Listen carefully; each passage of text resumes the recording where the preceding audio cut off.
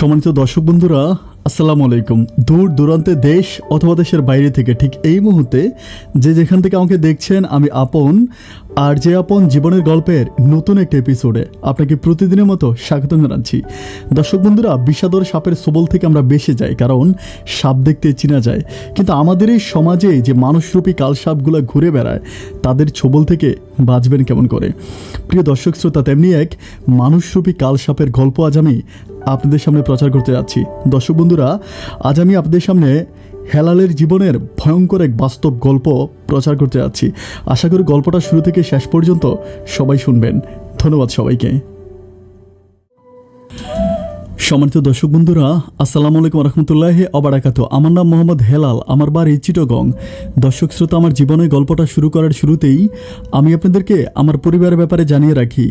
আমার পরিবারে আমি আছি, আমার বাবা আছে আমার দুইটা মা, একটা আমার সৎ মা, একটা আমার আপন মা, আছে আমার দুইটা আপন বোন সহ একটা সৎ ভাই।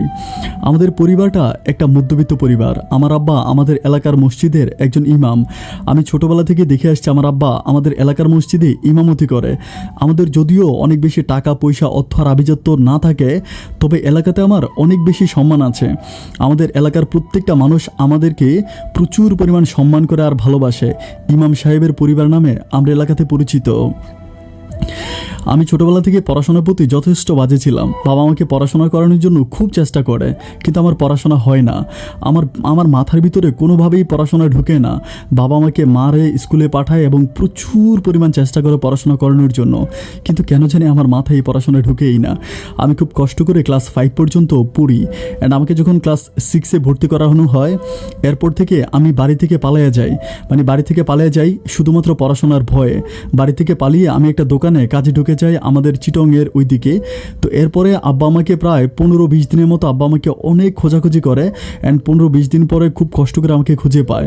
অ্যান্ড বাড়িতে আনার পর আমার হাত পা বেঁধে আমাকে প্রচুর পরিমাণ মারে। আমার মা তখন বলতেছে, মাইরা কি হবে, ওর যেহেতু পড়াশোনার ওর মাথায় ঢুকে না, তাহলে কি তুমি তোমার সাথে মসজিদে রেখে দাও। তো আমার বাবা তখন বলতেছে যে আমি ওরে মসজিদে রাখে কি করব, মসজিদে কি করবে।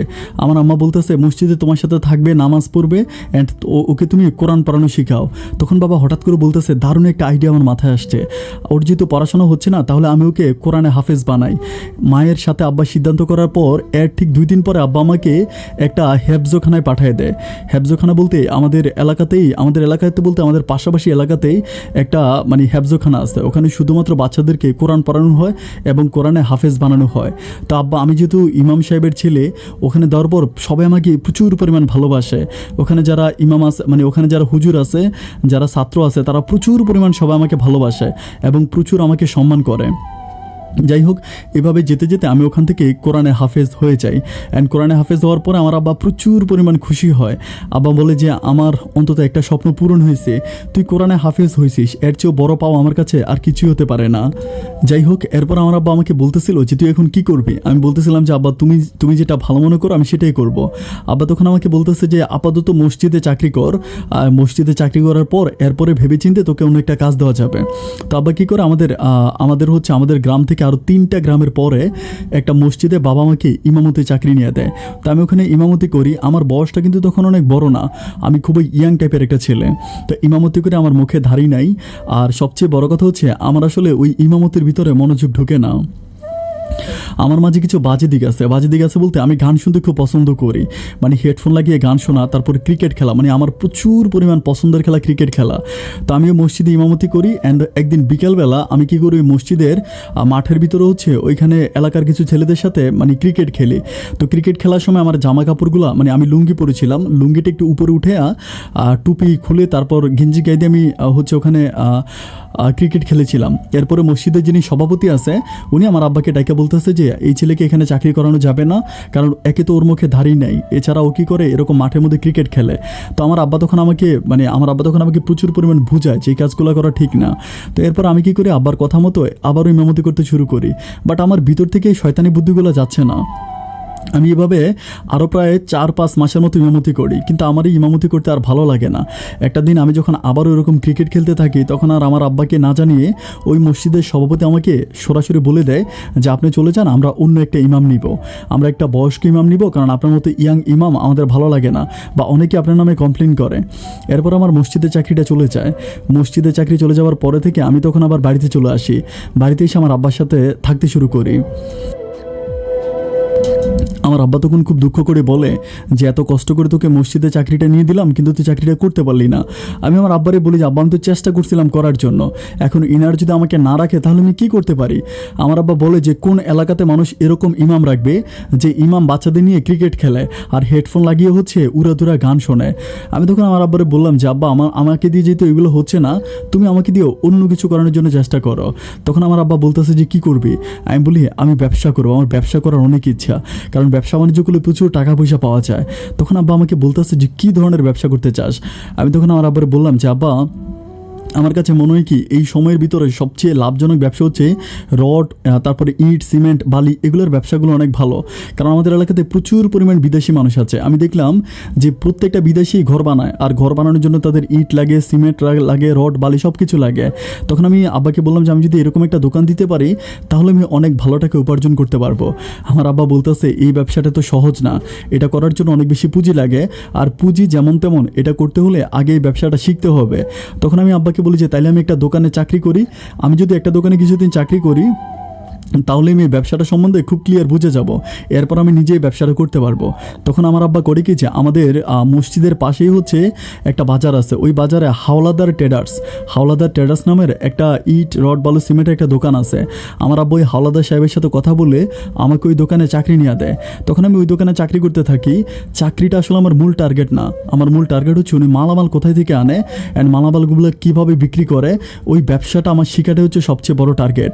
এরপর আমি প্রায় ওখানে 2 বছর মতো কাজ করি, অ্যান্ড ওই কাজ করতে করতে এলাকার প্রত্যেকটা মানুষের সাথে আমার অনেক ভালো সম্পর্ক হয়ে যায়। এরপরে আর হাওলাদার সাহেব দোকানে আসতে হয় না, আমি একাই দোকান সামলাই, আমি একাই দোকানে সব কিছু করি। হাওলাদার সাহেব মাঝে মাঝে দোকানে আসে আর মাঝে মাঝে আসে না, বেশিরভাগ সময় দোকানের সম্পূর্ণ দায়িত্বটা আমার উপর থাকে। তখন আমি আমার আব্বাকে বলি যে আব্বা, এখন তো আমি ব্যবসা বাণিজ্য মোটামুটি কমপ্লিটলি সব কিছু বুঝি, সো তুমি যদি এখন ইচ্ছা করো আমাকে একটা দোকান নিয়ে দিতে পারো। তখন আমার আব্বা বলে যে একটা দোকান দিতে আনুমানিক কীরকম টাকা লাগবে। আমি আমার আব্বাই বললাম যে আব্বা, রড সিমেন্টের দোকান দিতে সর্বনিম্ন 10 লাখ টাকা লাগবে। তো আমার আব্বা বলতেছে যে 10 লাখ টাকা তো দূরের কথা, 10 টাকাও তো আমার কাছে পুঁজি নাই, আর যে টাকা বেতন পাই সেই টাকা দিয়ে তোর বোন, তোর ভাইদেরকে পড়াশোনা করানোর পরও অবশিষ্ট আমার কাছে আর কোনো টাকাই থাকে না। আমি তখন আমার আব্বারে বললাম যে আব্বা, পুঁজি ছাড়া কি আর ব্যবসা করা যাবে, ব্যবসা করতে হলে তো পুঁজি লাগবেই।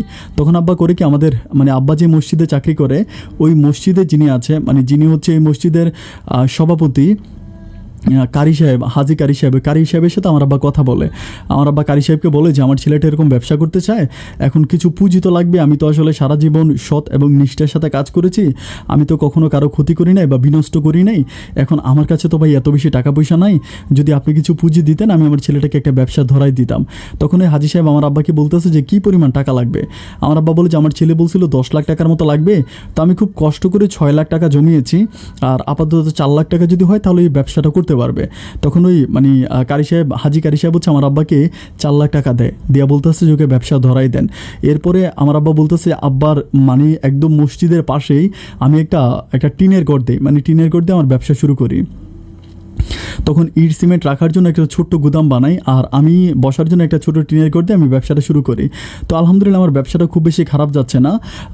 আমার আব্বা যেহেতু মসজিদের ইমাম, এই এলাকার প্রত্যেকটা মানুষ আমার আব্বাকে খুব ভালো করে চিনে এবং আমাকেও যথেষ্ট ভালো চিনে। এলাকার সবগুলো মানুষ আব্বার উপরে বিশ্বাস রেখে এবং আমাকে ভালোবেসে আমার কাছ থেকে মালামাল নিয়ে যায়। আমার কাছ থেকে ওরা সবসময় আসে, অন্য কোনো দোকানে যায় না। এরকম করতে করতে হাওলাদার সাহেবের ব্যবসাটা অনেক ডাউনে চলে যায়, অ্যান্ড একটা সময় উনি লস দিতেই তো ওনার এই ব্যবসাটা ছেড়ে দেয়। তখন আমাদের এলাকাতেই এক বনে এক বাঘ আমার দোকান, যত মানুষের বিল্ডিং বানাবে, ঘর বাড়ি যা কিছু বানাবে, সব সময় হচ্ছে আমার এখান থেকে মালামাল নিবে। আমি প্রচুর পরিমাণ টাকা উপার্জন করি। আব্বাকে বলি যে আব্বা, তুমি ইমামতির চাকরিটা ছেড়ে দাও, এখন আমি যে পরিমাণ টাকা পাই সে টাকা দিয়ে আমি খুব সুন্দর আমার সংসারটা চালাইতে পারবো। আমার আব্বা তখন হাসি আমাকে বলে যে তোকে কে বলেছে যে আমি ইমামতি চাকরি করতেছি টাকার জন্য। আর আমি বলি যে আব্বা ইমামতি চাকরি টাকার জন্য না করলে তো টাকা তো আর এখন লাগতেছে না, তুমি বাসায় রেস্ট করো, তুমি নামাজ পড়ো। তো আমার আব্বা বলে আমি তো এখন মসজিদে নামাজে পড়ি, আর তো কিছু করি না, মাটি তো আর কাটি না। আমি তখন আব্বাকে বলতেছি যে তাই হোক, এরপরও তো চাকরিটা তো করার দরকার নাই। আমার আব্বা আমাকে বলতেছে যে আমি ইমামতি চাকরি করি বলেই 6 লাখ টাকা মানুষের কাছ থেকে ঋণ নিয়ে তোকে আমি ব্যবসা ধরাইতে পারছি, আর আজকে তুই আমার সংসারটা ফিরিয়ে দিয়েছিস। যাই হোক, বাবা যেহেতু মানে চাকরি ছাড়তে চায় না, তখন আমি আর বাবাকে প্রেশার করি না, বাবার চাকরি কন্টিনিউ করে অ্যান্ড আমি আমার ব্যবসাটা মানে প্রচুর ভালোভাবেই করতে থাকি। তো এভাবে যেতে যেতে আমার তখন হচ্ছে আমার দোকানের ভিতরে একটা টিভি লাগিয়েছিলাম, মানে একটা টিভি রাখি আমি নিজেই শুধুমাত্র খেলা দেখার জন্য। কারণ আমি আগেই বলেছিলাম যে আমি ক্রিকেট খেলার পাগল, ক্রিকেট খেলা ছাড়া আমার মাথাটা ঠিক থাকে না, আমি সবসময় ক্রিকেট খেলা দেখি। তো এরকম আমাদের এলাকাতে একটা ছেলে আছে, মানে আমাদের এলাকাতে বলতে পার্শ্ববর্তী গ্রামের ছেলেটার নাম হচ্ছে নিজাম, ও ঢাকাতে থাকে, ঢাকাতে একটা কলেজে পড়াশোনা করে। তো ও আমার মতো মানে ক্রিকেট খেলতে খুব পছন্দ করে, খুব ভালো একটা ছেলে। আমার দোকানে এসে সবসময় ক্রিকেট খেলা দেখে। তো ক্রিকেট খেলা দেখেন ছেলেটার সাথে, আমি দেখলাম যে মানে ও একেবারে আমার মতো, আমি যেভাবে হচ্ছে ক্রিকেটকে খুব বেশি পছন্দ করো, আমার মতো ক্রিকেট খেলাকে অনেক বেশি ভালোবাসে। অ্যান্ড ছেলেটার সাথে কথা বলতে বলতে ওর সাথে আমার একটা দারুণ সম্পর্ক হয়ে যায়, মানে আমার সাথে খুব ভালো একটা সম্পর্ক হয়। ও আমাকে বলে যে মানে কীভাবে কী করতে হবে ব্যবসা, মানে ক্রিকেট খেলা। তো আমাকে মানে প্রচুর পরিমাণ দুজনের মাঝে অনেক ভালো একটা সম্পর্ক হয়ে যায়। এরপর কী কারণে জানি ছেলেটা আর মানে ঢাকাতে যায় না, মানে অনেক দিন ধরে গ্রামে থাকে, প্রায় 2 থেকে 3 মাসের মতো গ্রামে থাকে। তো গ্রামে থাকা অবস্থায় ওই ছেলেটার সাথে আমার খুব ভালো একটা ফ্রেন্ডশিপ হয়ে যায়। মানে মাঝে মাঝে আমি ছেলেটা আমাকে নিয়ে এখানে সেখানে যায়, আমিও তাকে নিয়ে যাই। মানে আমার বাসায় যদি একটা মানে ছোট্ট করে কোনো একটা অনুষ্ঠান করা হয়, আমি তখন নিজামকে দাওয়াত দিই, মানে আমার বন্ধু নিজামকে দাওয়াত দিই। অ্যান্ড ওর বাসায় যদি কিছু হয় তাহলেও আমাকে দাওয়াত দেয়। মানে আমি এলাকাতে খুবই সম্মানিত একজন ব্যক্তি, আমার আব্বা মসজিদের ইমাম, আর আমি একজন কোরআনে হাফেজ। আমার এলাকার প্রত্যেকটা মানুষ আমাকে প্রচুর পরিমাণ ভালোবাসে। আর এছাড়া আমি যেই ছেলেটার সাথে চলাফেরা করি, যার সাথে আমি মিশি, ওও কিন্তু অনেক ভালো, ওর বাবা মাও কিন্তু প্রচণ্ড রকম ভালো। যাই হোক, এভাবে যেতে যেতে আমার দিনগুলো আস্তে আস্তে করে সামনের দিকে ভীষণ ভালোই যাচ্ছিল। তো কিছুদিন পরে আমি একটা জিনিস খেয়াল করে দেখি যে নিজাম মাঝে মাঝে ফোনে কথা বলে, মানে মাঝে মাঝে বলতো সারাক্ষণ ফোন কানে দিয়ে থাকে, মানে ফোনে প্রচুর পরিমাণ কথা বলে। একদিন আমি ওকে জিজ্ঞেস করি যে ভাই, আমি সবসময় দেখি যে তুমি ফোনে কথা বলো, তুমি কার সাথে ফোনে কথা বলো? দেখা যায় ও খেলা দেখতেছে, তখন ওর কানের মধ্যে হেডফোন লাগানো। একদিন যখন আমি খুব মানে কঠিনভাবে ধরি যে ভাই তুমি কার সাথে মানে এরকম ফোনে কথা বলো, আমাকে একটু বলো। তো বলতেছে ভাই আমার একটা গার্লফ্রেন্ড আছে। আমি বললাম ভাই গার্লফ্রেন্ড আছে তো কোথায়? তো আমাকে বলতেছে যে আমাদের মানে পার্শ্ববর্তী হচ্ছে একটা ইউনিয়ন, মানে পার্শ্ববর্তী ইউনিয়ন বলতে আমাদের এলাকা থেকে অনেক দূরে আছে, কিন্তু ওইখানে আমাকে একটা গ্রামের নাম বললো যে অমুক গ্রামে একটা মেয়ের সাথে আমার রিলেশন আছে। আমি তখন তারা বললাম যে বাহ, তাহলে তো খুব ভালো, কতদিন ধরে? তো বলে যে ভাই আজকে তো রিলেশনটা প্রায় 1 থেকে 1.5 বছরের মতো। আমি বলি তোমার সাথে আমার এতদিন ধরে সম্পর্ক, তুমি ওকে একটা দিনও এই কথাটা বললা না? আর বলে ভাই আপনারা বলতাম, কিন্তু মানে ওরকমভাবে সময় সুযোগ হয়ে ওঠে না, যার জন্য বলি না। আমি বলি তো কেমন মেয়েটা কেমন? বলে যে মেয়েটা অনেক ভালো, অনেক সুন্দর, আপনি ছবি দেখবেন? আমি বলি না না ভাই, আমার ছবি দেখার দরকার নাই। তো ছেলেটা আমাকে জোর করে ওর মোবাইলের ভিতরে ছবিটা দেখায়। অ্যান্ড ছবিটা দেখার পর আমি দেখতে পাচ্ছি মেয়েটা অনেক পর্দা করে আছে, মানে পর্দা করে আছে, দেখতে তাকে অনেক সুন্দর লাগতেছে, অনেক ভালো লাগতেছে। আমি তখন বলি যে আল্লাহ, এত সুন্দর একটা মেয়ে আর তোমার মতো একটা ছেলের সাথে রিলেশন করে। তখন আমাকে বলতেছে কেন ভাই, আমি কি দেখতে খারাপ? আমি বললাম না, তুমি দেখতে খারাপ না, তুমিও স্মার্ট সুন্দর আছো, বাট মেয়েটা আমার কাছে মনে হয় যে তোমার তুলনায় আরও বেশি সুন্দর। তখনও আমার সাথে আমার দিকে তাকে হাসি হাসা বলতেছে হাই রে ভাই, আমি আপনার বন্ধু আর আপনি আমারে বলতেছেন যে ওই মেয়ে আমার চেয়ে বেশি সুন্দর। আমি ঢাকাতে থাকতে এর চেয়ে আরও অনেক সুন্দর মেয়ের সাথে প্রেম করতাম। আমি তখন তারে বলি বাইরে ভাই, তাহলে তো তুমি প্রেমের গোডাউন। আমরা বলো ভাই আমার গার্লফ্রেন্ডের অভাব নাই। তো যাই হোক, আমার তখন এভাবে ওর সাথে আমার কথোপকথন হচ্ছে, যেতে যেতে আরও কিছুদিন কেটে যায়। অ্যান্ড একটা পর্যায়ে আমি তখন তারে বলি যে তুমি কী ব্যাপার, তুমি ঢাকায় যাবা না, তুমি কলেজে পড়বা না? পরে বলে যে ভাই আমি তো একটা ঘটনা আপনারে বলিই নাই। আমি বলি যে কী বলো নাই? আমাকে বলে আমি ঢাকা থেকে একেবারে চলে আসছি। আমি বলি কী বলো, ঢাকা থেকে একেবারে কেন চলে আসছো?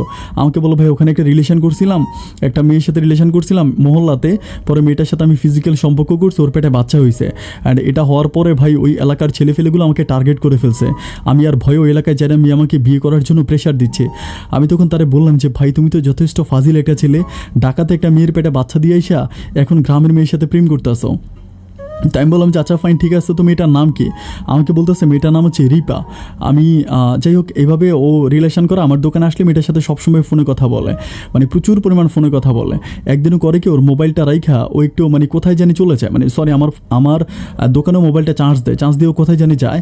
তো দেখি যে কল আসতেছে, মানে উপরে রিপা লেখা, মানে এত পরিমাণ কল আসতেছে, প্রায় 30 থেকে 35টার মতো কল আসছে।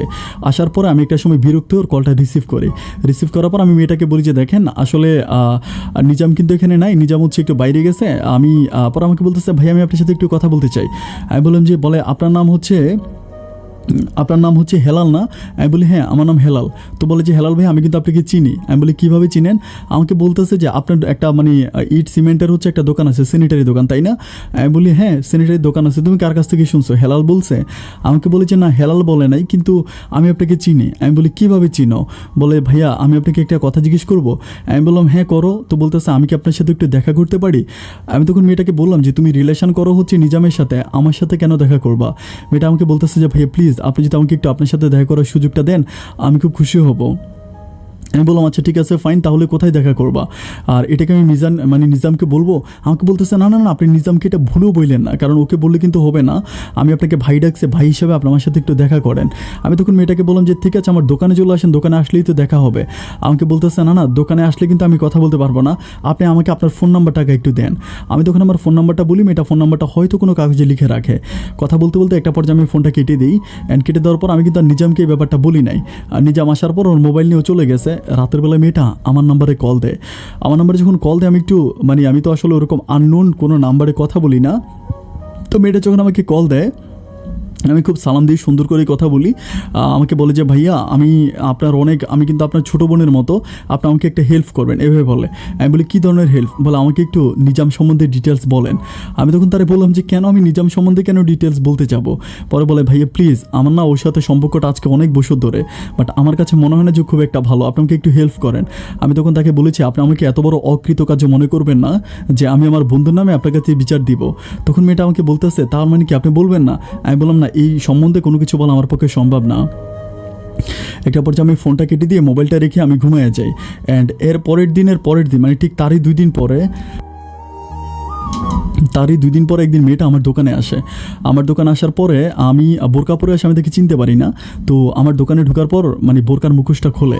আমি আসলে মানে মেয়েটাকে ছবিতে যেরকম দেখেছিলাম, মানে ছবিতে যতটা সুন্দর দেখেছিলাম, বাট এর চেয়েও মেয়েটা আরও অনেক বেশি সুন্দর, মানে চোখে না দেখলে বিশ্বাস করা যায় না, অসম্ভব সুন্দর চেহারার একটা মেয়ে। আমি তখন তারে বলি যে মানে বোরকা পরে আছে, ও অতটা মোটাও না অতটা চিকনও না, বা অনেক লম্বাও না খাটো না, একদম সব কিছু যেন মিডিয়াম টাইপের। ওর চোখগুলো অনেক সুন্দর। আমি তখন মেয়েটার দিকে এক নজর তাকে আমি নিচের দিকে তাকাই গেছি, কারণ আমার কাছে মনে হচ্ছিল যেন শয়তান আমাকে কুমন্ত্র দিতে থাকবে। আমি তখন তারে বলি যে আপনি আমার দোকানে কেন আসছেন? আমাকে বলে যে ভাইয়া আপনার সাথে আমার কিছু কথা আছে, আপনি একটু প্লিজ বাইরে আসেন। আমি বললাম যে আমি বাইরে যেতে পারবো না, আপনি যা বলেন আমাকে এখানেই বলেন। তখন আমাকে খুব রিকোয়েস্ট করে, মানে পারতেছে না যে আমার পায়ে ধরে ফেলে। আমি তখন তাকে বলি যে আচ্ছা ঠিক আছে ফাইন, তাহলে কোথায় গেলে আপনি আমার কথাগুলো মানে আপনি আমার সাথে কথা বলার জন্য কমফর্ট ফিল করবেন? তো আমাকে বলতেছে যে পাশেই একটা মানে লাইক একটা টঙের দোকানের পিছনে একটা জায়গা ছিল, ওখানে একটা টুল বিছানা আছে। আমাকে বলতেছে ওই দিকে চলেন। আমি তখন আমার দোকানে একটা ছেলে আছে, ওরা ডাইকে বললাম যে তুই দোকানে বয়, আমি একটু আসতেছি। তো আমি মেয়েটার সাথে হচ্ছে ওই টঙের দোকানের পিছনে গেলাম। যাওয়ার পরে মেয়েটা আমার হাত ধরে খুব কান্নাকাটি করতে থাকে। আমাকে বলতেছে ভাইয়া আপনি আমার আপন ভাইয়ের মতো, আপনি আমার জীবনটা বাঁচান। আমি তখন তারে বলতেছে আমি কিভাবে আপনার জীবন বাঁচাইতে পারি? আমাকে বলে আমি হচ্ছে নিজামকে খুব বেশি ভালোবাসি, মানে আমি একটা মুহূর্ত ওকে ছাড়া কোনো কিছু ভাবতে পারি না, কিন্তু আমার কাছে মনে হয় ও আমার সাথে রিয়েল লাভ করে না, ওর সম্ভবত আরও কোনো রিলেশন আছে। আমি তখন মেয়েটাকে বললাম যে ওর যদি আরও কোনো রিলেশন থাকে তাহলে আপনি ওর সাথে কথা বলেন, আমাকে কেন জিজ্ঞেস করতেছেন? আমাকে বলতেছে আপনি ওর বেস্ট ফ্রেন্ড, আপনিই ব্যাপারটা জানবেন। আমি তখন মেয়েটাকে বললাম যে দেখো বোন, আসলে মানে তুমি আমাকে এভাবে প্রেশার দিও না। বাট মেয়েটা আমার কোনো কথাই শুনতে রাজি নাই। আমার সে হাতে পায়ে ধরা, আমি তার সাথে কোনো কথা না বলে আমি তাকে বলি যে প্লিজ আমার দোকানে যেতে হবে, আমি কিছু বলবো না। এরপর আমি একটু রাগারাগি করে ওখান থেকে চলে আসি। মেয়েটা কী করে ফিরে যায়। অ্যান্ড যাওয়ার পরে ওই দিন বিকালবেলা নিজাম আমার দোকানে আসে। আসার পরে নিজামকে আমি জিজ্ঞেস করি আচ্ছা নিজাম, রিপার সাথে তোমার সম্পর্কটা কেমন? আমাকে বলে ভাই চলতেছে তো ভালো। আমি বললাম তুমি কি রিপারে বিয়ে করবা? আমরা বলো ভাই এটা কেন বলতেছেন? আমি বললাম যে না এমনি জিজ্ঞেস করলাম বিয়ে করবা কিনা। বলে যে না না আমি ওর বিয়ে করবো না। তাই আমি বললাম যে মেয়েটাকে যদি বিয়ে না করো তার সাথে রিলেশন করার দরকার কি? তখন আমাকে বলতেছে যে আপনি অনেক নীতির কথা বলতেছেন। আমি বললাম যে না, নীতির কথা না, কারণ তুমি একটা মেয়েকে বিয়ে করবা না, যে মেয়েটাকে বিয়ে করবা না তার সাথে এরকম কথাবার্তা বলার দরকার কি, তার সাথে সম্পর্কটা কন্টিনিউ করার দরকার কি। আমার বলতেছে ভাই বিয়ে মানে সম্পর্ক করলে কি বিয়ে করতে হবে এমন কোনো কথা আছে? আমি বললাম যে ভাই আমি না তোমার ওই অঙ্ক ওগুলো বুঝি না, মানে আমি তো জানি একটা মেয়েকে ভালোবাসবা তারপর বিয়ে করবা, এটাই তো স্বাভাবিক তাই না। আমাকে বলতেছে যে না ভাই আমি ওরে বিয়ে করবো না, আমি ওর সাথে শুধু রিলেশন করব। আমি তখন তারে বলি যে ভাই তোমার কাছে একটা রিকোয়েস্ট করি, তুমি মানে কষ্ট নিয়ে না আমার কথায়। তো বলতেছে না না কষ্ট পাবো না, আপনি বলেন, আমি আপনাকে অনেক বিশ্বাস করি। আমি তখন তারে বলতেছি যে তুমি একটা কাজ করো, তুমি রিপার সাথে সম্পর্কটা ব্রেকআপ করে ফেলো। আমার বলতেছে ভাই এটা কেন বলতেছেন? আমি বললাম যে ভাই আমি এমনিতেই তোমারে বললাম যে মেয়েটা মানে আমার কাছে মনে হয় আর কি যে মেয়েটা অনেক বেশি ভালো, ওর সাথে আসলে এগুলো কইরো না, এমনিই বলি। তো বলার পর ও একটা আমার দিকে অবাক দৃষ্টিতে তাকায় থাকে, থাকার পরে অনেক হাসাহাসি করে অ্যান্ড একটা পর্যায়ে চলে যায়। চলে যাওয়ার পরে ওই দিন রাতের বেলায় রিপা আমাকে আবারও কল দেয়। কল দিয়া আমাকে আবার বলতেছে যে ভাইয়া আমি আপনাকে এত রিকোয়েস্ট করলাম অথচ আপনি আমার কাছে বললেন না। ভাইয়া আমি আপনাকে অনেক বেশি বিশ্বাস করি এবং আপনাকে আমি মন থেকে অনেক ভালোবাসি। আমি তখন তারে বলি যে আচ্ছা আমি যদি বলি যে ও খারাপ তখন কি তুমি মানে তখন তুমি কি করবা? তখন আমাকে বলে যে ভাইয়া আপনি যদি বলেন যে ও খারাপ তাহলে কিন্তু আমি আমার রাস্তাটা বেছে নিব। আমি বললাম যে কিভাবে রাস্তাটা বেছে নিবা? তো বলতেছে যে মানে আমাকে বলতেছে যে আমি এমনিতেই রাস্তাটা বেছে নিব, মানে আমি আর ওর সাথে সম্পর্ক রাখবো না। আমি তখন তারা বলতেছি সম্পর্ক না রাখলে কি তুমি ভালো থাকবা? যদি ওর সাথে সম্পর্কটা ব্রেকআপ করে ফেলো তাহলে কি তোমার জন্য ভালো হবে? মেয়েটা আমাকে বলতেছে যে ভাইয়া দুষ্ট গরুর চেয়ে শূন্য গোয়াল মানে শূন্য গোয়াল অনেক ভালো। ও আমার জীবনে যদি এসে আমার ক্ষতি করে, আমার জীবনটাকে নষ্ট করে, তাহলে আমি ওর সাথে মানে থাকবো না। আমাকে এভাবে মেয়েটা বুঝায়। আমি তখন তারে বলি যে ঠিক আছে আমার কথা যদি শোনো তাহলে আমার কথাগুলো মনোযোগ দিয়ে শোনো। আসলে আমি ওর সাথে কথা বলেছিলাম, আমি ওকে জিজ্ঞেস করেছিলাম তোমাকে বিয়ে করার ব্যাপারে, বাট ও আমাকে বলতেছে যে ও তোমাকে বিয়ে করবে না। তো এটা বলার পর মেয়েটা মানে মানে প্রচুর পরিমাণ কষ্ট পায়, একদম কান্না করে ফেলে। আমি বলি যে বোন তুমি কান্না করো না, আমার কথাগুলো আমাকে কন্টিনিউ করতে দাও, এরপর তুমি আর যেটা ভালো মনে করো তুমি সেটাই করবা, কারণ তুমি পড়াশোনা করে একটা শিক্ষিত মেয়ে, তুমি আমার চেয়ে অনেক ভালো বুঝো। তো বলতেছে যে আর কি বলছেন? আমি বললাম যে আমি বলছিলাম যে তোমাকে ছেড়ে দেওয়ার জন্য, অ্যান্ড মানে তুমি অনেক ভালো, এটাই সেটা আমি তাকে বুঝাইলাম। তো মেয়েটা আমাকে বলতেছে যে ও আমাকে সত্যি বলছে, মানে মেয়েটা আমি যতই কথা বলি ও আমাকে বারবার একটা কথাই রিপিট করতেছে, ও কি সত্যি বলছে আমাকে বিয়ে করবে না? আমি তখন বলি যে ও সত্যিই বলছে তোমাকে বিয়ে করবে না। তো এটা বলার পর ও খুবই কান্না করবে, আমার সাথে আর কোনো কথা বলে না, ফোনটা কেটে দেয়। অ্যান্ড কেটে দেওয়ার পরে আমি চিন্তা করতেছি আল্লাহ আবার কী বেচার লাগায়। আমি রাতের বেলায় ঘুমিয়ে যাই, অ্যান্ড পরের দিন মেয়েটার আমার কল দেয় না, নিজামও আর আমার দোকানে আসে না। তো আমি তখন চিন্তা করতেছি আল্লাহ আমি কি এটা কি হইলো। তো নিজে আমরা কল দিই ও আমার ফোন কাইটে দেয়, অ্যান্ড মেয়েরে কল দিই মেয়েও তখন আমার ফোন কাইটে দেয়। মানে আমি মেয়েটাকে যত কল দিও আমার লাইন কেটে দেয়, অ্যান্ড নিজামও আমার লাইন কেটে দেয়। এইভাবে যেতে যেতে প্রায় এক সপ্তাহের মতো কেটে যায়। এক সপ্তাহ আমি না নিজামের সাথে কথা বলতে পারতেছি না ওই মেয়েটার সাথে কথা বলতে পারতেছি, আমি কিছুই বুঝতে পারতেছি না যে ওদের সমস্যাটা কোথায়। এক সপ্তাহ পরে নিজাম কি করে ওদের এলাকাতে আরও লাইক হচ্ছে 5-6 জন ছেলে নিয়ে আমার দোকানে আসে। আমার দোকানে আসার পর আমার বলতেছে যে ভাই আপনি একটু দোকান থেকে বেরোন, আমার এটা বলে। তাই আমি বলি যে কেন? বলে যে একটু বেরোন, আপনার সাথে কথা আছে। তো আমি বেরোয়ার পরে নিজে আমার কলার চেপে ধরে আমার মানে ওর কিছু পোলাপাইন থাকে ওইগুলোতে আমি পাঞ্জাবি আর টুপি পরে থাকি, আমাকে প্রচুর পরিমাণ মারে, মানে এমন মারে। আমি তখন বলি যে ভাই মারতেছো কেন? আমি বারবার বলি মারতেছো কেন, আমার কোনো কথা শোনে না। আমার একদম এমন মানে পাটা হচ্ছে সব কিছু ফুলে ফেলে মাইরা। তো একটা পর্যায়ে আমাদের এলাকাতে মানুষগুলো আমাকে অনেক ভালোবাসে, যেহেতু আমার আবার মসজিদের ইমাম, তো এলাকার সবাই আমাকে ধরাধরি করে হসপিটালে নিয়ে যায়। অ্যান্ড হসপিটাল থেকে আমি 2 দিন থাকি, 2 দিন পরে আমি বাড়িতে ফিরে আসি। আসার পরে আমি কোনো কিছুই বুঝতে পারতেছিলাম না যে আমাকে মারা হলো কেন। তো আমি আমার আব্বা করে কি যে এলাকার কিছু মুরব্বী আছে তাদেরকে ডাকার পরে তারা হচ্ছে ওই এলাকাতে হচ্ছে মানে ছেলেটাকে ডাকা হয়, নিজামকে ডাকা হয়, দরবার করে, একটা দরবারের মতো হয়, দরবারে নিজামকে ডাকার পরে সবাই নিজামকে জিজ্ঞেস করতেছে যে ও অনেক ভালো একটা ছেলে, কোরআনে হাফেজ, একটা ব্যবসা করতেছে, আর ওর বাবা হচ্ছে মসজিদের ইমাম, এমন একটা ছেলেকে তুমি কেন মারলা? তখন নিজাম সবার সামনে বলতেছে যে ও আমার সংসার ভেঙে দিছে। তো বলে যে কী সংসার ভেঙে দিছে? তখন নিজাম বলতেছে যে আমি আসলে সব কথা বলতে পারবো না, ও একটা অনেক বড় ক্রিমিনাল। তো বলে যে কী ধরনের ক্রিমিনাল? পরে বলতেছে আমার একটা বান্ধবীর সাথে ও খারাপ ব্যবহার করছে, এরকম করে বলে। তো তখন আমি ছেলেটাকে বলি যে আমি তখন বলি যে ভাই এটা কেমন কথা বলতেছো? তোমার সাথে আমি এতদিন ধরে চলি, তুমি আমার দোকানে আসো, খেলা দেখো, তুমি কি আমার মাঝে কখনো এগুলো পাইছিলা? তখনও বলতেছে তুই যে কত বড় মানে দুমুখী সাপ এটা তোরে দেখলে বোঝা যায় না। আমি তখন কিছুই বুঝতে পারতেছি না। তখন আমার এলাকার মানুষগুলো ছেলেটাকে মানে নিজামকে জিজ্ঞেস করতেছে যে তুমি কিভাবে বুঝলা যে ও তোমার মানে ও দুমুখী সাপ, ও একটা মেয়ের সাথে খারাপ ব্যবহার করছে? তো বলেছে ও একটা মেয়েকে মানে খারাপভাবে ফোন করে খারাপ কথা বলছে। তো আমি বলি যে তখন ওরা বলতেছে যে ঠিক আছে কী প্রমাণ আছে তোমার কাছে? তো ও বলতেছে আচ্ছা ঠিক আছে আমি মেয়েটাকে কল দিলে আপনারা বুঝবেন। তখন আমি দেখি যে ও একটা নাম্বারে কল দেয়, যখন হেলো বলে তো কণ্ঠটা শুনে আমি বুঝতে পারি যে এই কণ্ঠটা ওর গার্লফ্রেন্ড রিপার কণ্ঠ। তখন ও কী করে মানে আমাকে বলে যে ভাই আপনি রিপার সাথে কথা বলছিলেন? এলাকার মানুষের সামনে জিজ্ঞেস করে। আমি বলি হ্যাঁ, রিপা নামের একটা মেয়ের সাথে আমি কথা বলছিলাম। তো বলে যে রিপা তোমার সাথে উনি কী কী কথা বলছে বলো তো। তখন ওই রিপা মেয়েটা বলতেছে যে আমি ওর সাথে নাকি খারাপ ভাষায় কথা বলছি, একটু মানে নোংরা ভাষায় কথা বলছি। আমি তখন বলতেছি যে রিপা এগুলো তুমি কী বলতেছো। তখন মানে ও ফোনটা কেটে দেয়। কেটে দেওয়ার পরে আমাকে তখন মানে ও সবার কাছে বলতেছে ভাই দেখছেন ও ও কোরআনে হাফেজ, ও মাথায় টুপি দিয়ে ঘুরে, আর ওর বাপ মসজিদের ইমাম, অথচ ও কী করে বিভিন্ন মেয়েদেরকে ফোন করে করে খারাপ ভাষায় মানে খারাপভাবে প্রপোজ করে অ্যান্ড খারাপভাবে ও মেয়েদেরকে সম্বোধন করে।